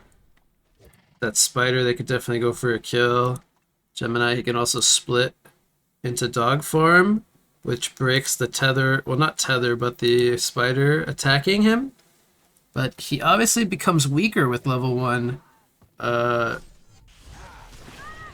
it called? The Fire and Ice form. Arachna gets blasted down here by spells. And although she's had lane dominance, she's proving to be having a tough time here.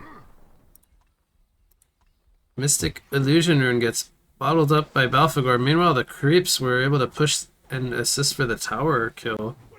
And Hellborn's doing a good job this game compared to falling behind in game number 1. They're still piloting that Icor. Arachna eats another combo here. Ooh, Gemini might fall. Arachna goes down first. Aluna manning up, gets the counter kill. 1 for 1. Both farmers end up falling. Aluna feeling very confident now. Icor doesn't have mana for a life leech, and that would be the difference maker. He'd be able to turn around and man up here with that life leech, but Aluna forces him to go back.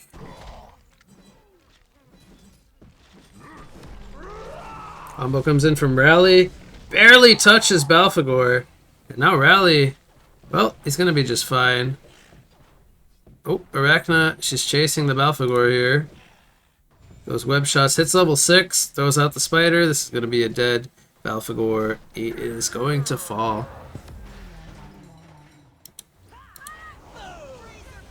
Oof.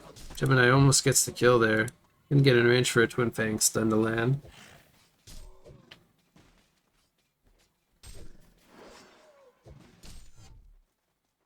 Spider's down for 47 seconds.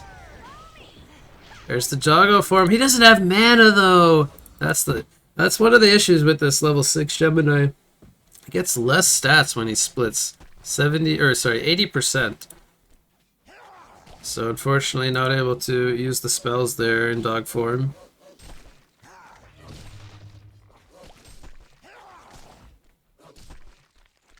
Look at the GPM chart. Rally is the top farmer, actually.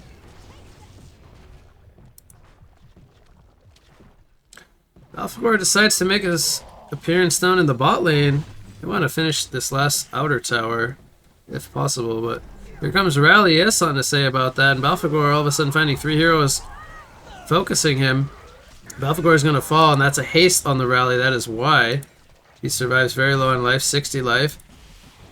Spider is out, but he is going to TP to safety. Icor sacrifices himself, and it ends up being a 2-for-0 engagement here. Haste rune being a big part of that for Legion. Arachna decides to go for an Astrolabe.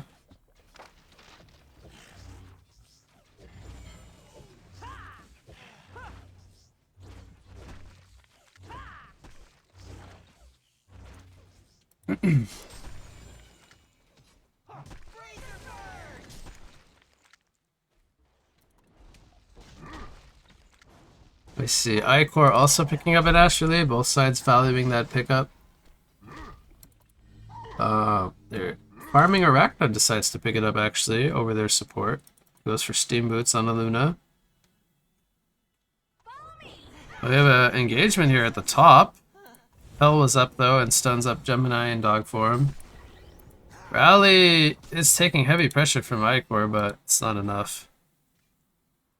Gemini needs to be careful here.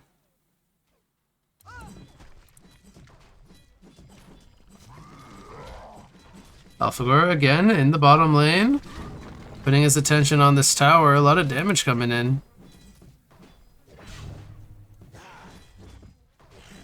A lot of damage around the Aluna, actually, but all three players are here to stop those corpse conversion creeps from pushing the tower.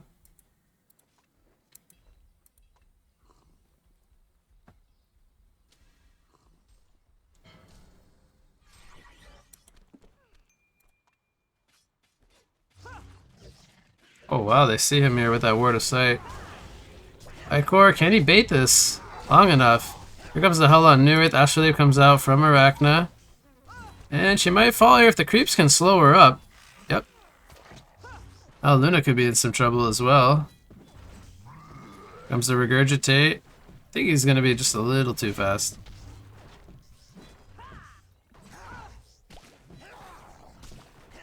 Tower is going to fall here. And that's the last remaining outer tower. Gemini joins his team here. Arachna dead for 10 seconds. They can put some pressure on the tower. Meanwhile, Rally, he picks up a Soul's Bulwark as his first item. We've seen how impactful the Soul's Bulwark can be when you get it very early on. Pushing towers as well as just for bulking up. Demonic Pathogen comes out. Rally still charging in though. Goes for a combo. A lot of damage on the AlphaGore. And they will bring him down. One slow is all it took from Arachna to secure the kill. And with him dead for 30 seconds, they might look to get their first tower of the game. Grouped up here in the bottom lane.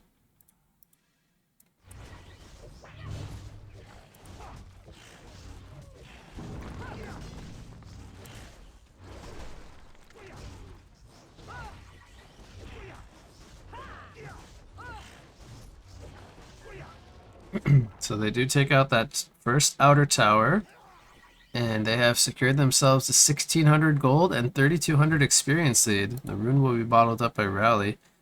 Haste rune, that's another big rune for Legion. Gemini picks up an Energizer. I like that, it's a good build-up item on the dog.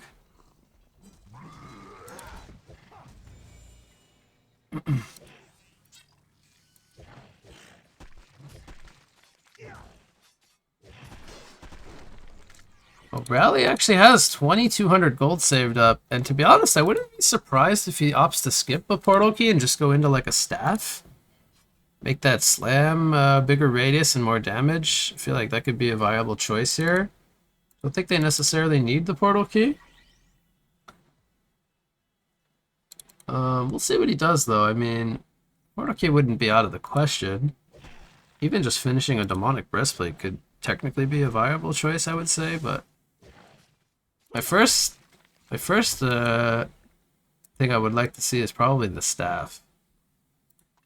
He could even staff the Arachna, that's quite powerful. Aluna goes for Energizer. There's a stun, they catch the Gemini. Oh, he misses the slam! I don't know if that would have been enough damage. Oh, definitely, now with the power throw hitting. The slam missing going to definitely cost him a kill there on the Gemini. So he's got to be quite happy to survive that one. So that was, it's also a haste rune on the Rally too.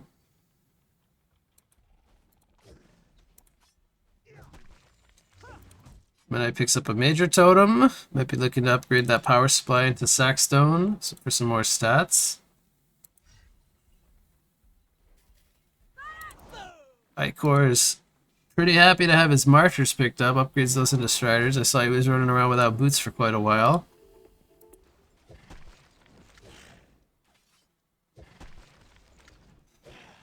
And Arachna, she might upgrade her boots here with 1,000 gold. We'll see if maybe she goes for steam boots. I think Ghost Marchers even wouldn't be too bad, but I think steam boots would be a little bit better in this case. Alphagor and slowed up by the spider. Just kind of poking him a little bit. Some friendly pokes. Meanwhile, top lane, Gemini needs to be careful because if Rally catches him, that's going to probably be a kill. Probably go for a kill here, but Icor is actually nearby. Rally goes in, removes the stun. Slam does do some good damage though. Gemini splits up. He's trying to hold his ground. He's going to recombine here. Goes in with a stun. Great play from Gemini to take out the Rally, and also fantastic supporting from the Icor with the transfusion into the Astrolabe, keeping him alive. Definitely saving the day. The Legion team got a little bit baited there, and some better plays ultimately coming out from Hellborn. Gemini looking forward to his level 2 ultimate around the corner here. But with Rally dead, they're going to try to put some pressure on the tower. Creep's taken out by Luna with the power throw, and they are making a hold here for now. Rally's going to come up in 15 more seconds. And Balfagor is out of mana, so he doesn't have Hell on New Earth available. This should queue up a fallback retreat. But they did their job. They put some damage on the tower, and they'll ultimately be pretty happy with that. Gemini bottom lane. I think he hits level 11 here off this creep wave. That's going to give him the level 2 Fire and Ice form, which goes to 90%. And more importantly, bulks up his burst potential with that dog form. Another haste rune spawn. I swear, we've seen a lot of haste this game. There are other runes in the game, RNG generator. Don't forget to spawn some other ones. But will he do anything with this haste? There's nobody really to go for. Unless he thinks he can catch Rally up here in the top. Goes in on the Arachna, splits into dog form. Throws out the jumps. There's the Carapace as well as the Astrolabe, and Gemini says, I'm out of here. Recombines. I ain't having any of that. This Rally was coming over to go for a return kill. So Balfagor goes for Helm of the Black Legion. Just full on bulks up almost 1600 life. Arachna could definitely go for a spider here if he wants to. Decides not to. Did opt for Ghost Marchers as well. He's valuing that mobility.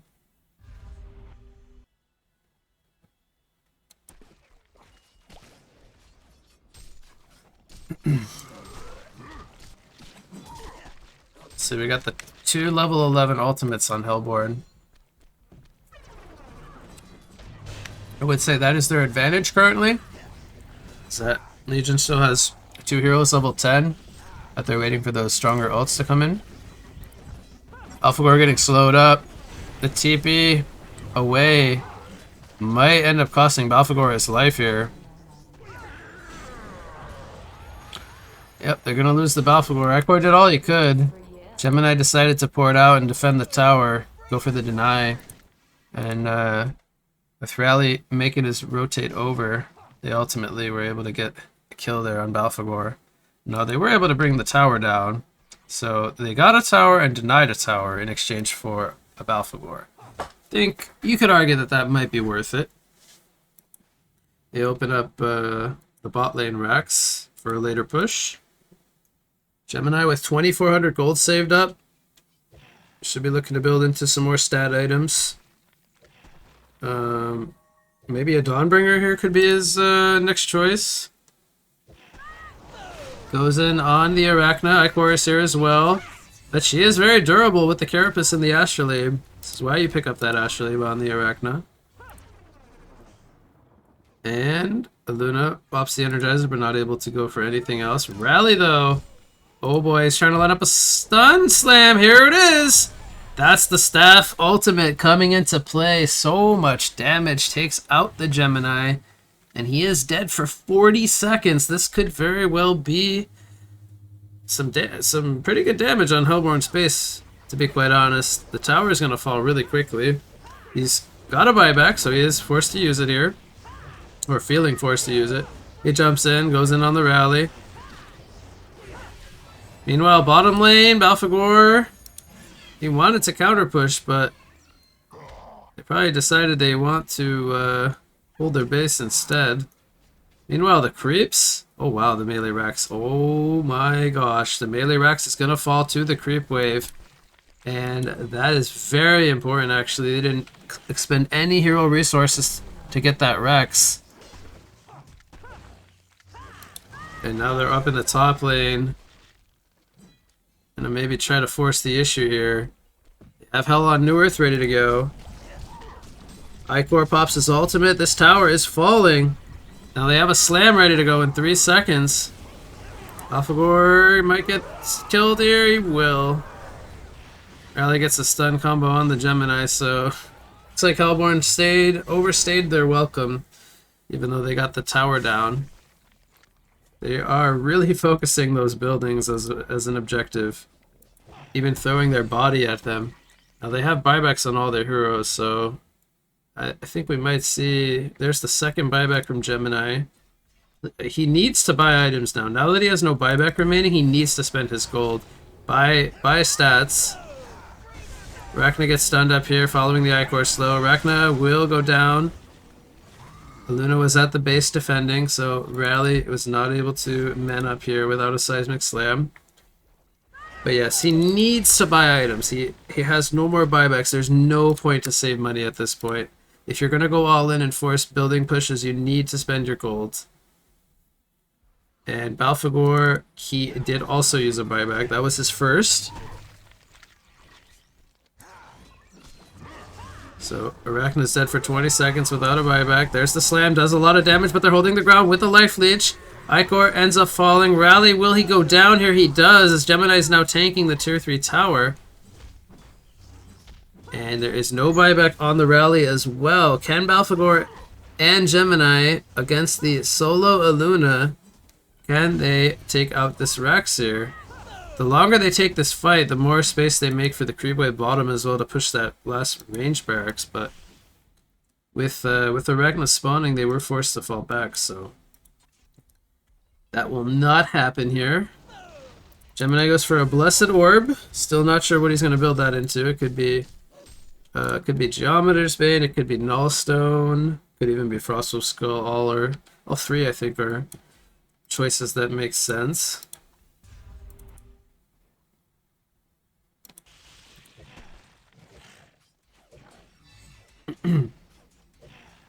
So, honestly, at this point, I feel like this is still anyone's game. Because Legion has a clear buyback advantage, as well as golden XP lead. Which, honestly, this number is deceptively low because they've put gold on Hellborn into buybacks.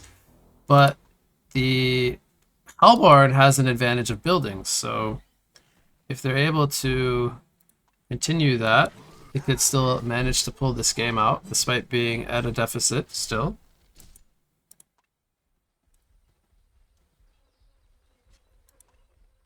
Icor, a little while ago, picked up a Soul's Bulwark. Counteracting the Rally Bulwark. Alphagor goes for Ultor's Heavy Helm here, upgrades the Helm of the Black Legion. I think he could have honestly broke the Plated Greaves. I don't know if he knows he could do that, but could have broke that for the Shield of the 5, and then upgraded his Heavy Helm that way. Aluna goes for a Thunderclaw. She's becoming more of a scaling hero this way, and she's actually higher GPM than Arachna. He's actually going for the full Hyper Crown. He picks up the Warp Clef. It's going all in here. Doesn't save gold for buyback. He's going to be a DPS machine if he's able to sit in the back and just right-click. But still needs the recipe for Hyper Crown. Then it even kills off the corpse conversion creeps there. Rally jumps in, gets a slam, hits onto Gemini and the Icor. Good damage. Here comes Hell on New Earth, though. Gemini splits up into dog form. They take out both the Aluna and the Arachna, and Rally. Is he also going to fall as well here? He does not, but either way, he's low on life, and that could have maybe been the big breakthrough that the Hellborn team was looking for, because they held their ground, and now they can look to get Arax here. They take out the melee barracks. Range Rack's going to fall as well. No buybacks on Legion. Creeps. Maybe going to start to push in the bottom lane on their own. They're just going to backdoor the ranged racks. Rally can't do anything by himself. He doesn't have a slam for 25 seconds.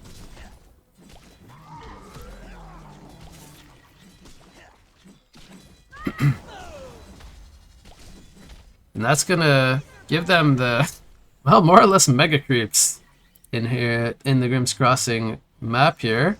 The only thing saving their world tree now is that last defensive tower. And Aluna, she's going to really wish she has a hyper crown soon, because dealing with these big creeps is going to be tough. Hellborn now, despite the buyback disadvantage, they have the objectives. They have the Raxus taken out. Their creeps will just be stronger on both lanes.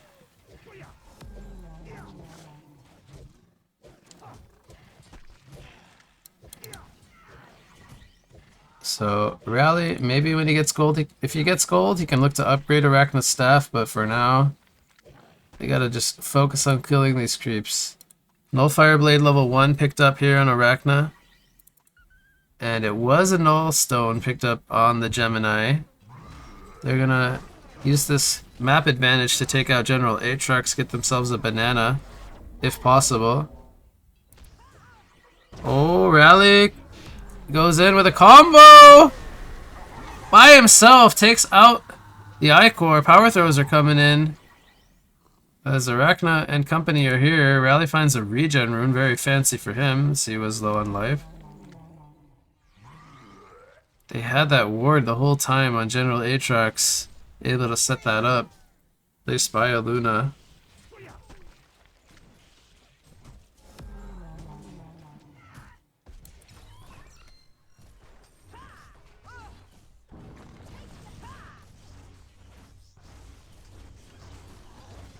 The last tower down to 477 life. It's slowly tickling down. General Aatrox! Oh, it's taken out by Legion.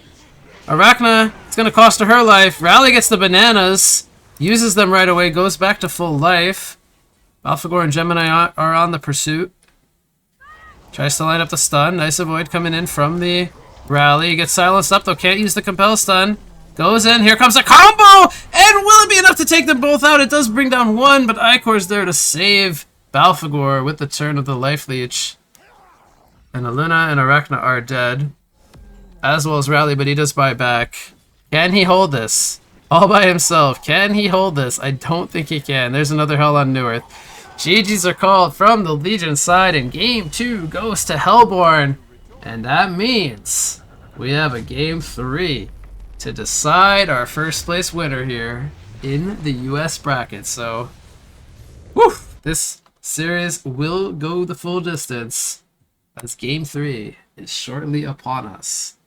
Will be coming up after a short break, ladies and gentlemen.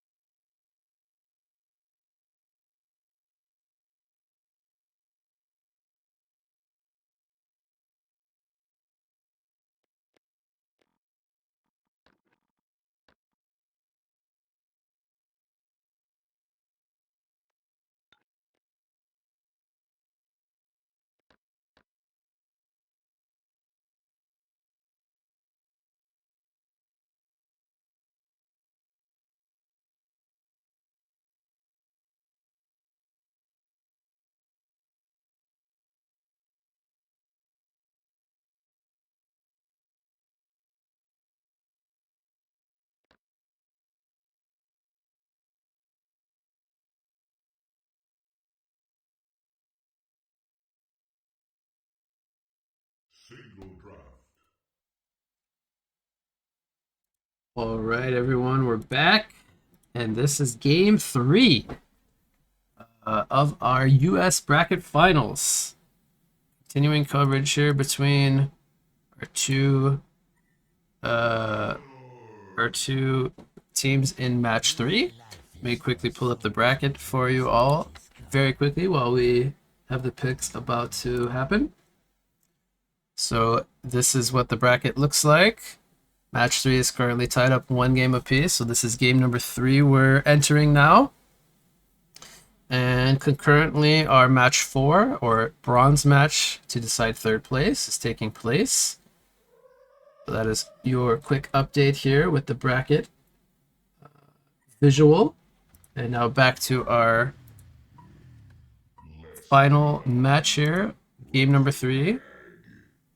This one will determine who takes the first place prize of our US bracket. And let's go over the picks. We have Wretched Hag, Nitro, and Shell Shock. I have not seen a game with any of these 3 heroes yet today. So that is very nice and refreshing to see these 3 picks. And then we have Ravenor, Icor, and Drunken Master. And I think they're laughing because Icor has made his way into Hellborn Zero Pool all 3 games today.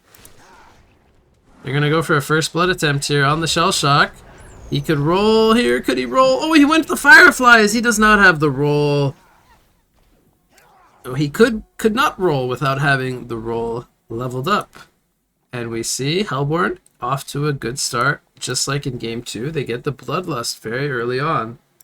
A 3-man roam coming into play. They have a very tanky lineup here. Drunken Master proved to be very good for Legion in game 1, and now Hellborn will pilot him here in game 3. Wretched Hag and Shell Shock. I feel like this lane doesn't scream too much power level to me compared to the Icor Ravenor lane. Gonna throw out the Fireflies here, and Hag has the Haunt, but the more debuffs you put on the Icor later on, that's not gonna be too strong of a choice. Snail takes a lot of pressure here. Has the apple. Not gonna matter. He already used it. He goes down. They're trying to bring down the Hag here. She doesn't have Blink, so she needs to be very careful here. Icor from the trees. Oh! Snipes him out from Fog with the Life Leech up again, and it's a double tap for Icor. More importantly, a 3-0 start here. 900 gold per minute on Ravenor. The first time I've seen a 900 GPM player in the Grimm's Crossing tournament so far, so that is fun to see. He's already got Marchers picked up, picks up a full power supply as well with the TP, so he's going to the TP back to this bottom lane to continue his reign of gold per minute, but I'd say that it's dropping very quickly. He's already under 700. It's a huge power spike early on here. Top lane, Drunken Master versus Nitro. Nitro uses some regen. Drunken force that out. We'll see what I Am Atomic can do here with the Nitro. He was playing support Luna last game. He's back to his solo lane ways. In game number 1 that he... Actually, no, he played the dual lane Sapphire in game 1. I'm thinking of another series where he played solo lane Scrap, so... He's going to play solo lane Nitro here in this one. But so far, the Snail Hag lane is not doing too promising against the Ravenor Icor lane.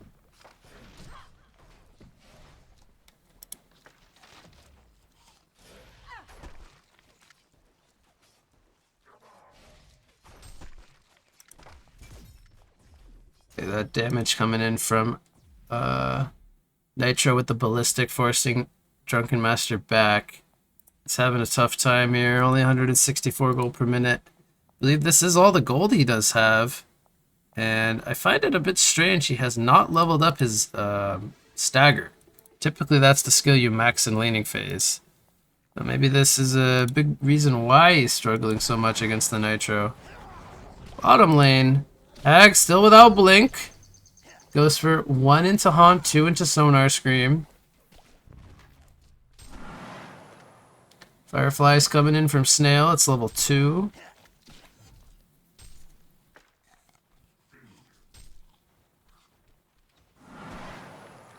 Continues to throw that harass out. He has 6 creep kills, sniping some out. It's the regen rune here as well.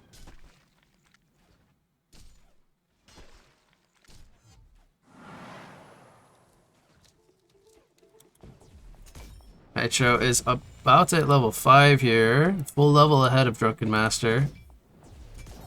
He's got 800 gold. Would like to see him spend his gold to give him that actual advantage that he has over the Drunken here in lane.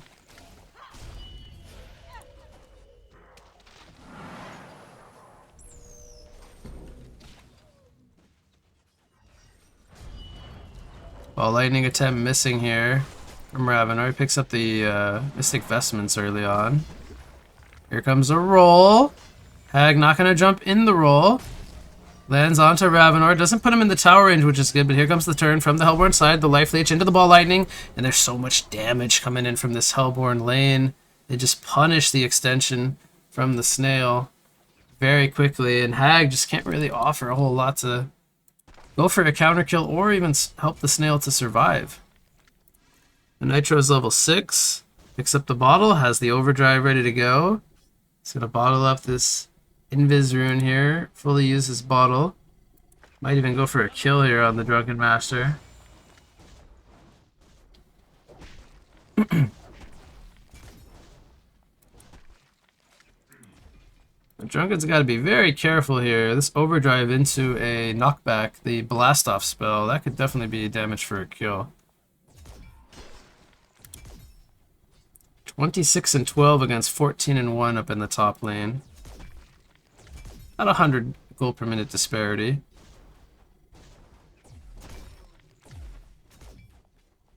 Bottom lane, we have a roll coming in from Snail. He took a lot of pressure initially. Hag blinks on offensively, but Icor is very tanky. This is not your usual support hero. He is very durable, and Ravenor, one more auto tech, takes out the Snail. Now, Hag, she's in a bad spot here. And she gets caught by the double stun activation of the Ravenor. It's a double tap. 6-0 hero kill lead here for Hellborn. They're looking very promising here in game 3. Nitro is going to have to put a lot of work in for his team here to kind of recover the damage that's been done in the bottom lane. Drunken's now level 6, so he's got the 3-point strike available to him. The overdrive was already used. Looks like Drunken was able to escape the onslaught of a Nitro ultimate previously.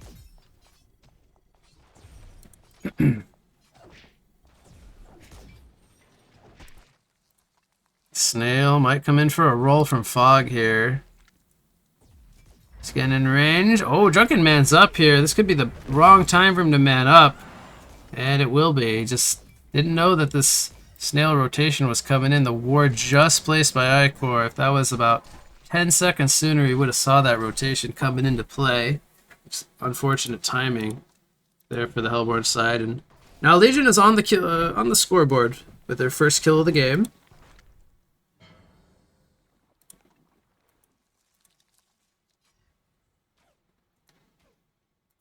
Master unfortunately being the victim of that one.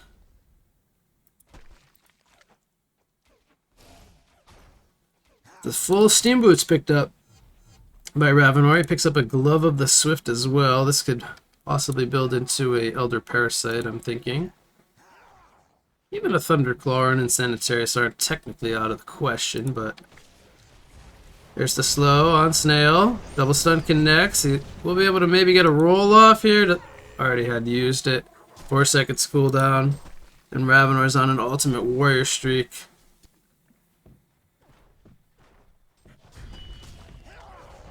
Hag throws out the ball lightning, or sorry, Ravenor throws out the ball lightning onto Hag.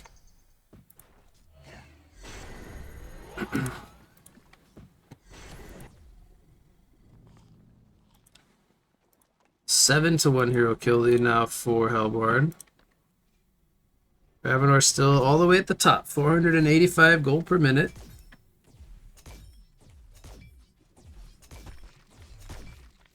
But Nitro, he is content with staying here top. He has not shown any signs of wanting to rotate on the Ravenor.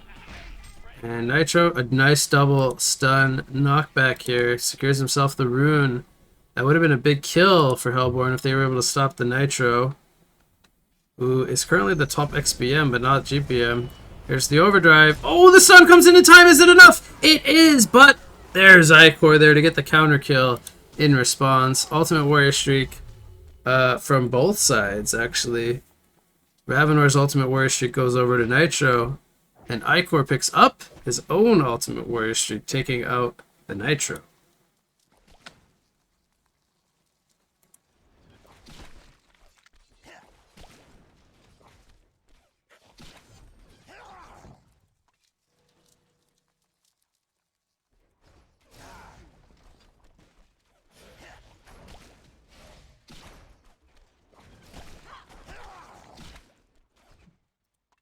But Richard actually has 700 gold in the bank.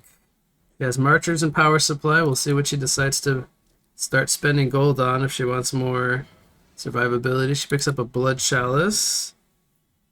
Okay. We have Snail up in the top lane. Try to go for a kill here on the Drunken Master.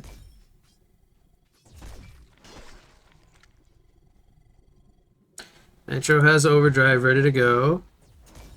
Just gonna try to secure the tower here. Here comes the roll. Drunken will probably see this coming. Can he react in time? He does lunge away, but too much damage coming in. The 2 ports from Ravenor and Icor. Ball lightning, not gonna land here. There's the slow though from Icor.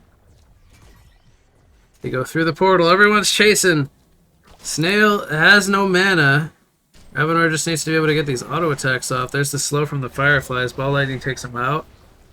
Double stun knockback from Nitro. Bat Blast connects onto 2. Is this enough damage? Hag blinks away. And final auto attack from Nitro takes out the Ravenor. They chase through the portal. Icor is going to fall there. It's a serial killer double tap for the Legion side. This was a genocide, more or less, as Drunken Master fell in the early stage. No goodies for you. Tower does get denied here by Drunken Master.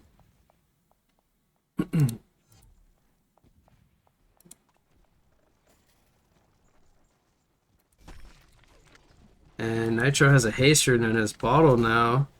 He has taken over the GPM chart as the top here with 440. Ravenor with that death drops to 400 gold per minute.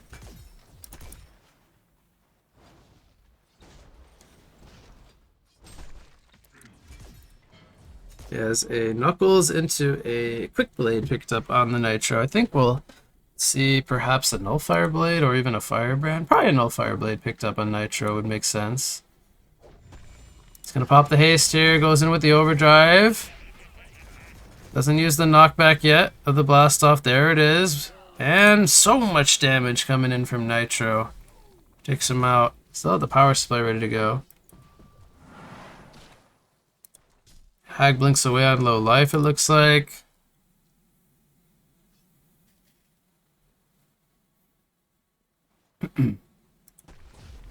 Nitro starting to knock on the door at the top lane, forces out the fortification. Ravenor feels pressured to defend this here while Drunken Master is dead. Meanwhile, Icor is farming the creeps in place of Ravenor here. It's a double damage rune. Some nice assistance here. Uh-oh. Could be in trouble here. Snail throws out a roll. Ravenor is gonna melt here. Nitro gets the legendary streak. They are gonna take out Snail, but they're gonna also take out the Icor. So Nitro is proving to be the difference maker here so far. He's getting the kills that are necessary, getting his team back in the game.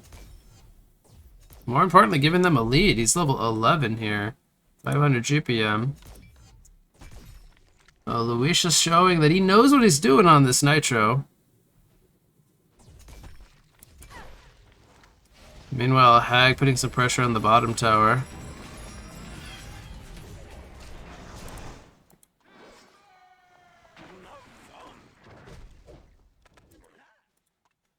Hag picks up Steam Boots Investments now following up her Blood Chalice pickup.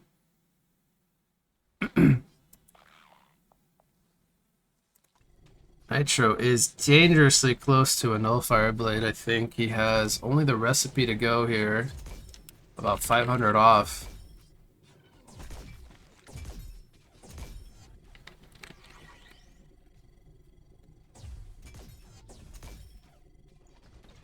Just needs gold for that Soul Scream Ring component. And Ravenor with a couple of deaths, he's really slowed down. He had a very good early laning phase start, but tapered off a little bit here. He goes for the Elder Parasite pickup.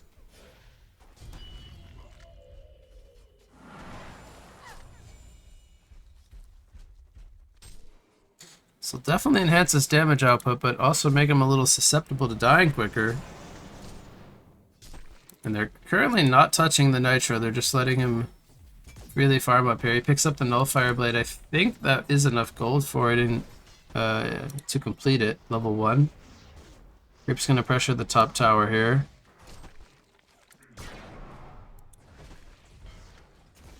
Oof, one auto attack does so much damage on Drunken Master. I think he just turns around and mans up here. It's going to be a kill. Tower also falls. They're just not able to address him at the moment unless they bring all 3 up here. Nitro goes for the TP. He sees the Ravenor coming in on this Ward of Sight. They should know he's smoked up here. But do they care is the question there. Maybe baiting it. Shell Shock gonna bait the Ravenor stun here.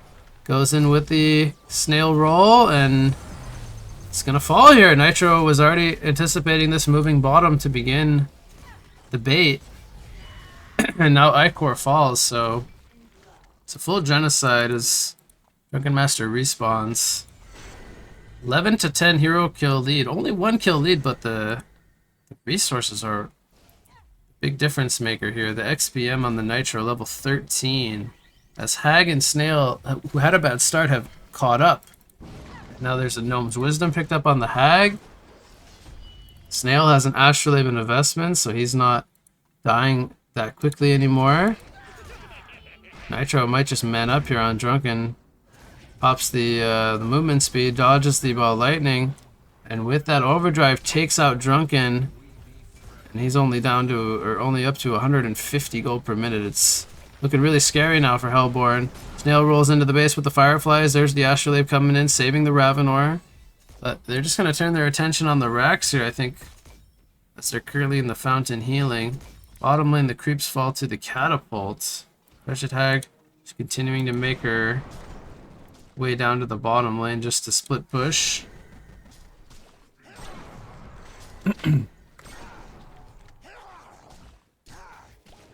And they're actually going to call it here, 16 minutes in. I want to say I'm a little surprised because this is a game 3 that they throw in the towel so early, but they feel that they cannot make the comeback here. Nitro was up to 600 gold per minute here at 16 minutes. The gold lead was 8,600. Experience lead up to 6,700. So they're going to call it here with the concede vote, and Legion will be our winner here as they take game 3, piloted by the Nitro. That will do it, as they are our winner here of the US bracket.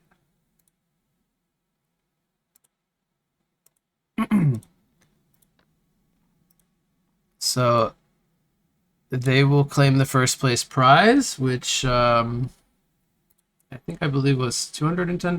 Let me just double check that once again. It is. So 210 going to the first place and 105 going to our second place. And I believe we still have a... Let me just double check that the bronze match might still be going on. We could possibly jump into that unless it has finished.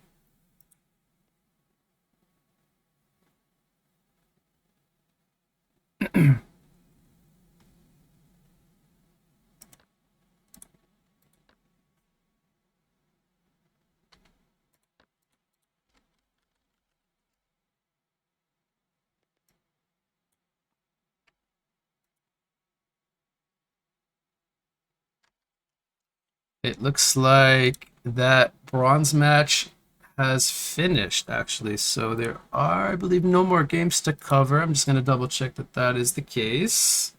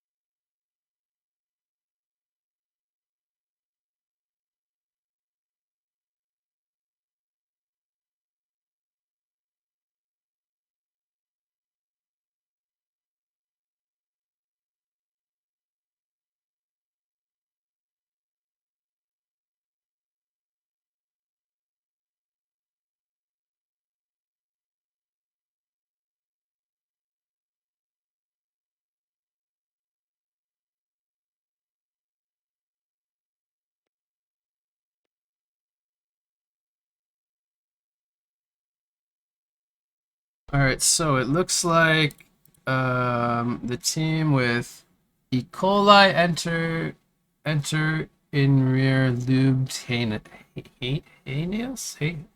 I can't pronounce these names. They are the winner of match 4 and claim the 3rd place prize for the US bracket. So we have our 1st, 2nd, and 3rd place all decided. And that, I believe, will conclude all of today's coverage, as we had EU brackets 1 and 2 take place earlier today. If you guys did miss those, hopefully you can catch what was casted over on the VOD. And we have just concluded our US bracket as well. So congratulations to the 1st place team and the respective teams who were able to claim some prize pool today. Before I do close out the stream for the day, sorry, my voice is getting a little tired, but before I can close out the day, I just want to thank everybody who was a part of helping in the 3 versus 3 Grimm's Crossing tournament. Some names to mention: Steph Soar, Honorme, and most importantly, Korden, who's helped me out a lot behind the scenes that you guys cannot see. And also Saute for helping me cast today in the earlier part of the day with the EU regions, the brackets. And anyone else, if I'm forgetting any names, I apologize, but you guys know who you are that helped behind the scenes. So I thank you all for your efforts in helping with putting together this tournament, as well as you guys in the Han community who donated to make this tournament possible as well. And the viewers, of course, for watching. I appreciate you guys as always. So that will conclude today's coverage. Appreciate you all for being here. And of course, hopefully we can put together some more of these moving forward in the future. And that will conclude here for today's coverage.